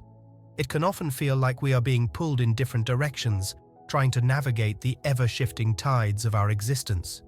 But Buddhism offers a powerful antidote to the stress and confusion that comes with these extremes, the middle way. This path offers us a balanced approach to life's fluctuating nature, allowing us to find peace and clarity amid the chaos. The middle way, as taught by the Buddha, is not about avoiding extremes or seeking comfort in mediocrity. Rather, it is about finding the balance between two opposite forces. It invites us to let go of our tendency to swing between extremes, such as indulgence and self-denial or attachment and aversion.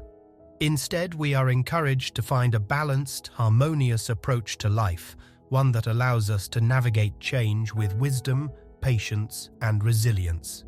In today's world, we often find ourselves swinging between extremes. We may find ourselves overindulging in comfort and pleasure, believing that this will bring us lasting happiness. On the other hand, we might go to the extreme of self-denial, thinking that by suppressing our desires, we will somehow find peace. But both of these approaches lead to suffering. Overindulgence creates attachments and a constant craving for more, while self-denial leads to frustration and a sense of emptiness. The middle way teaches us that neither extreme leads to lasting peace. Instead, it is through balance and moderation that we can find true freedom. The Buddhist middle way offers us a roadmap for navigating the fluctuations of life, especially when we face the extremes that come with change. It is easy to get caught up in the emotional highs and lows of life, whether it's the excitement of a new relationship or the despair of loss. These emotional extremes can cloud our judgment and lead to reactive behaviors. The middle way teaches us to observe our feelings without becoming attached to them or allowing them to control us. By practicing mindfulness, we learn to sit with both the joy and the pain, the success and the failure, without being swept away by them. This awareness helps us maintain our inner balance, no matter what external circumstances may arise. one of the most powerful teachings of the Middle Way is its emphasis on avoiding both self-indulgence and self-mortification. This concept is rooted in the Buddha's own experience. Before his enlightenment, he tried both extremes, a life of luxury and indulgence as a prince, and a life of extreme self-denial as an ascetic. Neither path brought him lasting peace or understanding. Through his own journey, he realized that the path to true wisdom and peace lies in the middle, neither seeking pleasure at all costs, nor punishing oneself through deprivation. In the Middle Way, we find the space to live in harmony with ourselves and the world around us, without falling into the traps of excess or deficiency. This balanced approach also extends to how we engage with the world. In a society that often pushes us to either fully embrace or fully reject certain ideas, behaviors, or emotions, the Middle Way offers us a more mindful path. It asks us not to react impulsively, but to consider the greater context of each situation. Whether it's a difficult conversation, a stressful situation at work, or a conflict with a loved one, the Middle Way encourages us to find a response that reflects wisdom and compassion, rather than a reaction born from fear, attachment, or aversion. In this way, we navigate change with more clarity and less emotional turbulence. The Middle Way also guides us in how we respond to our desires. Our desires are often at the root of our suffering. When we chase after external things, hoping they will bring us lasting happiness, we are constantly disappointed. But on the other hand, if we reject our desires entirely, we run the risk of denying our humanity and becoming disconnected from the world around us. The Middle Way teaches us that we don't need to reject or deny our desires, but rather to approach them with awareness and moderation. When we are mindful of our desires, we can make choices that are in alignment with our deeper values, rather than being driven by impulsive cravings. This balanced approach allows us to live more authentically and peacefully without being controlled by the endless cycle of desire and dissatisfaction. Similarly, the Middle Way can help us navigate the fluctuations of our thoughts and emotions. We all experience moments of intense emotion, whether it's happiness, anger, sadness, or fear. When we allow ourselves to become consumed by these emotions, we are pulled into extremes. However, the Middle Way teaches us to observe these emotions without identifying with them. By practicing mindfulness, we can notice the rise and fall of our feelings without getting swept away by them. This awareness allows us to respond with greater wisdom and compassion, rather than reacting out of habit or impulse. In this way, the Middle Way helps us cultivate emotional balance and resilience, even in the face of life's challenges. The Buddhist Middle Way also emphasizes the importance of moderation in our actions. Whether it's our work, our relationships, or our personal goals, it's easy to swing between extremes of overworking ourselves or neglecting our responsibilities. We might push ourselves to exhaustion in pursuit of success, or we might avoid effort altogether, hoping that things will work out on their own.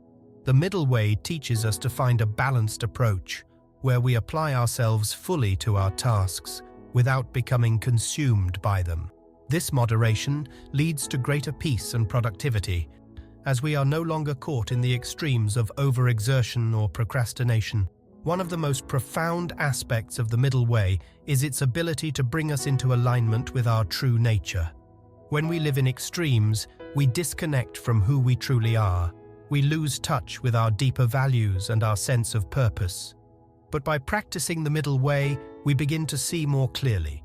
We learn to align our actions with our values, to act with compassion, and to move through life with a sense of inner peace.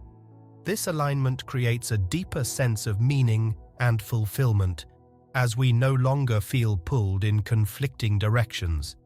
The Middle Way helps us find a steady, balanced path that reflects our true self and purpose. The Middle Way is not about perfection, it's about balance and awareness. It's about recognizing that we don't need to escape the fluctuations of life, but rather we can meet them with mindfulness and presence.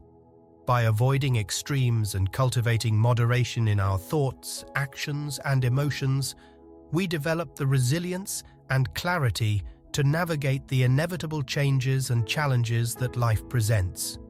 The middle way offers us a way to experience life with greater peace, knowing that change is a natural and necessary part of the journey. Incorporating the middle way into our daily lives transforms the way we approach everything from the small decisions we make to the larger challenges we face. It encourages us to live more consciously, to respond with wisdom and compassion, and to find balance in all aspects of life. By embracing the middle way, we can move through life's changes with greater ease, finding peace and wisdom in the process. As we've explored the middle way and how balance brings clarity and peace in the face of life's ever-changing nature, we now turn our attention to a powerful yet often misunderstood aspect of change: disruption. Disruption can be jarring, unsettling, and even terrifying at times, but Buddhism offers us a transformative perspective. It shows us that chaos, while difficult, can be the very catalyst for spiritual awakening and personal growth. Instead of seeing disruption as a negative force to avoid, Buddhism teaches us to embrace it, recognizing that it's often through the greatest upheavals that we are able to step into new, more authentic paths. Disruption is an undeniable part of life. Whether it comes in the form of an unexpected crisis, the breakdown of a long-held belief, or the unraveling of our plans, it has a way of shaking us to our core. At first, it can feel like the world is falling apart, as if the very foundation upon which we've built our lives is crumbling. We often resist this kind of change, grasping for the familiar, hoping that things will return to how they were. But in Buddhist teachings, disruption is not something to resist. It is an opportunity to transform, to shed old skins, and to rise anew. It is a signal that we are ready to evolve. In Buddhism, the concept of dukkha, or suffering, is central. But suffering is not something that simply happens to us. It is a result of our attachment to things, our resistance to change, and our desire for permanence in a world that is constantly shifting. Disruption exposes the fragility of these attachments, forcing us to confront the truth that nothing in life is guaranteed. When we are willing to face this discomfort, we can experience it not as suffering, but as a powerful teacher, one that shows us what needs to change, what needs to be let go of, and what needs to be embraced. The Buddhist path encourages us to see disruption as a mirror that reflects the truth of our lives.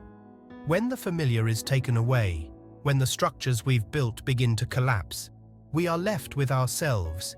It is in these moments of disruption that we are called to go inward, to examine what we've been holding on to, and to ask ourselves whether these attachments are still serving us. In this way, chaos becomes an invitation to let go of false identities, unhealthy patterns, and outdated beliefs that no longer align with who we are becoming. Instead of resisting disruption, we can use it as a tool for self-reflection and spiritual awakening. This perspective on disruption transforms the way we experience life's challenges. We begin to understand that these moments of upheaval are not obstacles to our peace, but opportunities for growth. Every disruption, every shift in our world is a chance to build a new foundation, one that is more aligned with our true self. When we embrace disruption, we stop seeing it as something to avoid and start viewing it as a stepping stone to a deeper, more authentic life. It is in chaos that we find the fertile ground for renewal. Buddhism teaches that true transformation comes when we let go of the need to control the external world. We cannot prevent disruption from happening, and we cannot always control the way it unfolds. But we can control how we respond to it. In the face of chaos, The path of mindfulness and awareness offers us a way to stay grounded. By practicing mindfulness, we learn to be present with the discomfort, to sit with the uncertainty, and to respond to disruption with clarity rather than fear. This inner stillness amidst chaos is what allows us to navigate even the most turbulent times with grace and wisdom.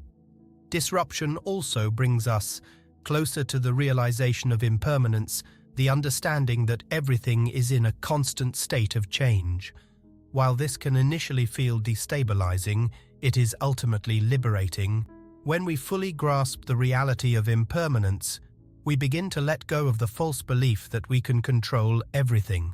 Instead of clinging to the past or striving for a future that may never materialize, we learn to embrace the present moment as it is.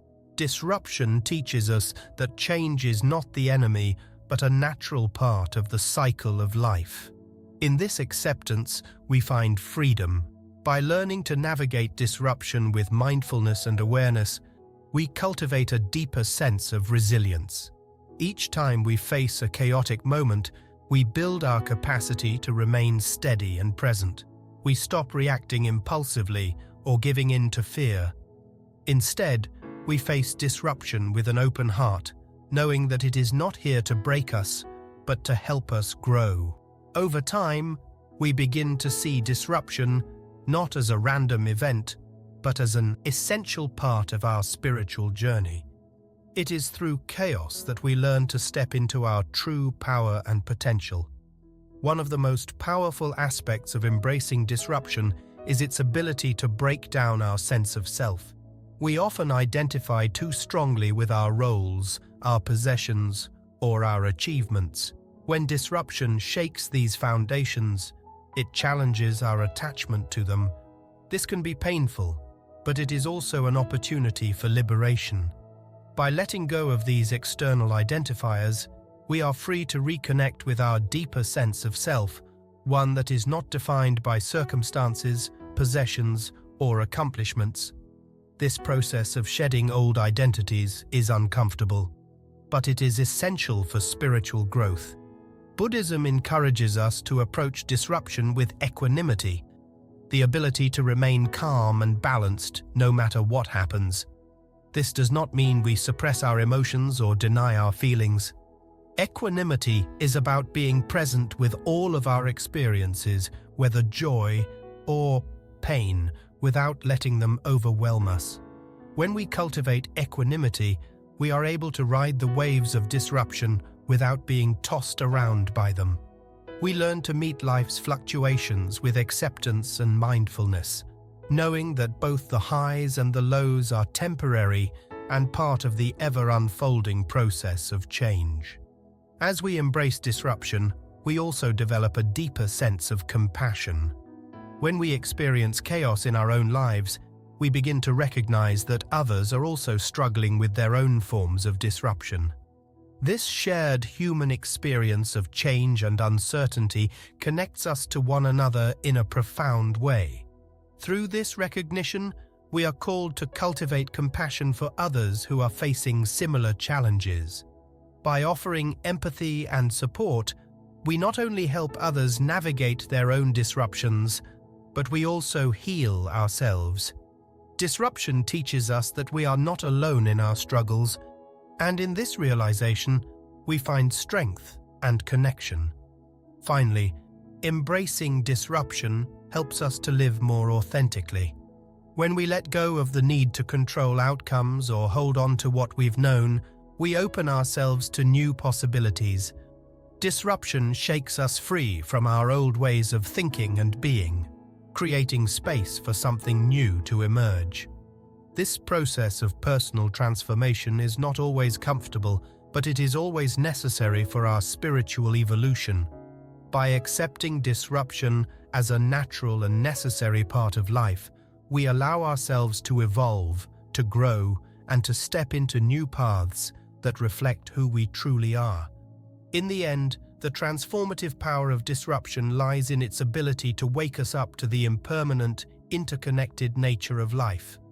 It teaches us that change, while often uncomfortable, is not something to be feared, but something to be embraced. By navigating disruption with mindfulness, compassion, and acceptance, we can transform life's most chaotic moments into opportunities for spiritual awakening and personal growth. Disruption, in all its forms, becomes a powerful catalyst for transformation, one that frees us from our attachments, our fears, and our illusions, guiding us toward a deeper understanding of ourselves and the world around us. As we've seen, the transformative power of disruption invites us to embrace the chaos of life as an opportunity for growth, self-reflection, and spiritual awakening. Disruption teaches us that change, though often unsettling, is a natural part of the cycle of existence. In this light, another truth emerges, one that is as inevitable as change itself: mortality. Death, though it can evoke fear or discomfort, is a fundamental part of the human experience.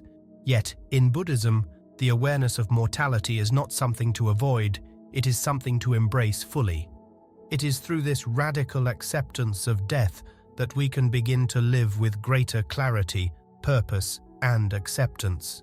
Buddhism offers us a profound perspective on mortality, urging us not to shy away from the reality of death, but to use it as a guide for living. When we confront the truth that our time is limited, we are more likely to live with intention. The awareness of mortality helps us recognize the preciousness of each moment, the fleeting nature of our experiences, and the importance of aligning our actions with our deepest values. In this way, death becomes a teacher, not an enemy. The Buddhist approach to mortality encourages us to let go of our fear of death. Fear of death often arises from our attachment to the idea of permanence. We fear that we will lose what we have, that everything we hold dear will come to an end.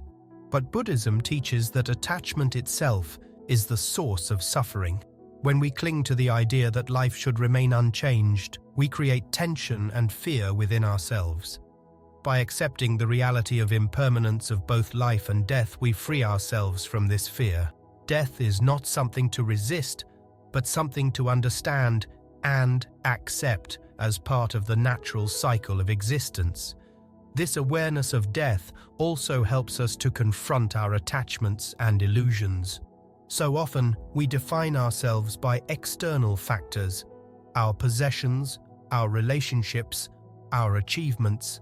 We believe that these things are permanent, or at least that they will remain stable long enough to bring us happiness. However, when we bring the awareness of mortality into our lives, we are reminded that nothing is permanent. Our possessions will fade, our relationships will change, and our own bodies will grow older and eventually pass away. This recognition shifts our focus away from external markers of success or stability and turns our attention inward. We begin to understand that true peace and fulfillment come not from clinging to things, but from cultivating inner peace, wisdom, and compassion. Buddhism teaches that death is not the end, but a continuation of the cycle of life. This belief in samsara, the cycle of birth, death, and rebirth, helps us view death not as a final termination, but as part of an ongoing process of transformation. When we accept death as a natural part of life's flow, we stop seeing it as something to fear or resist. Instead, we see it as a necessary step in the journey of existence, one that allows for renewal and growth. Death becomes a part of the natural rhythm of life, and in this acceptance, we find peace. One of the most profound aspects of Buddhist teachings on mortality is the practice of mindfulness of death.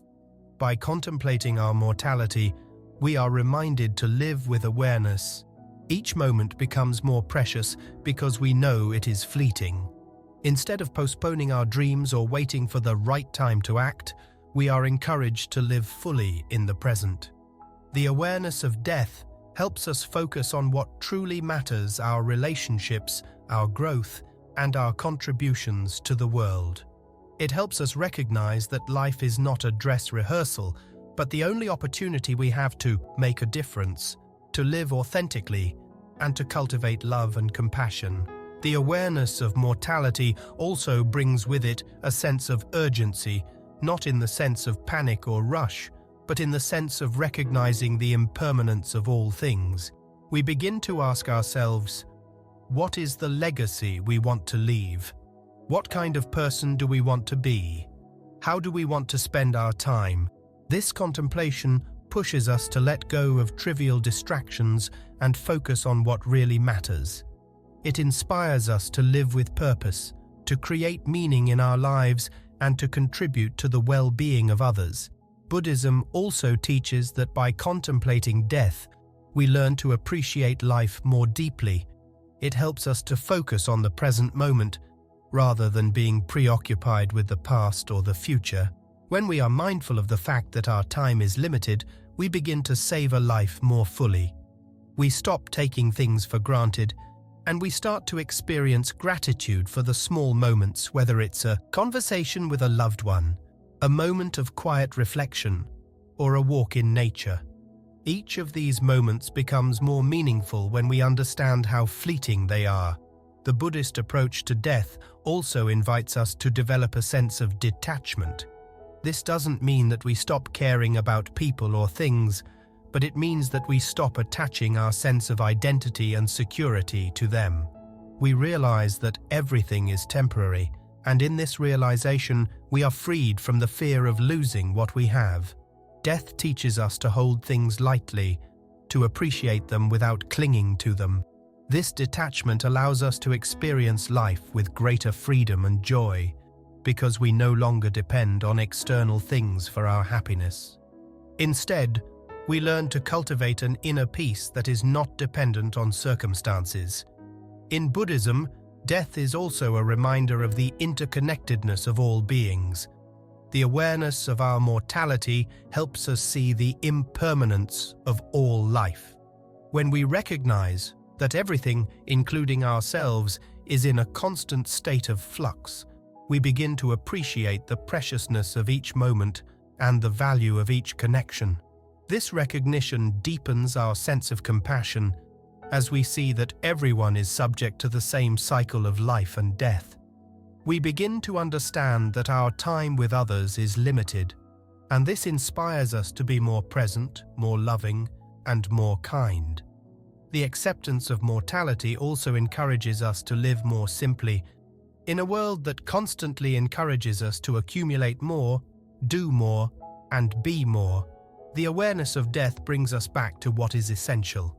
We begin to see that true happiness does not lie in external achievements or possessions, but in the quality of our relationships, the depth of our inner peace, and the extent to which we live in alignment with our values.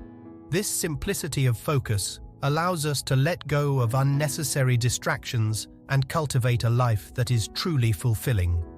In the Buddhist tradition, impermanence and mortality are not to be feared, but embraced.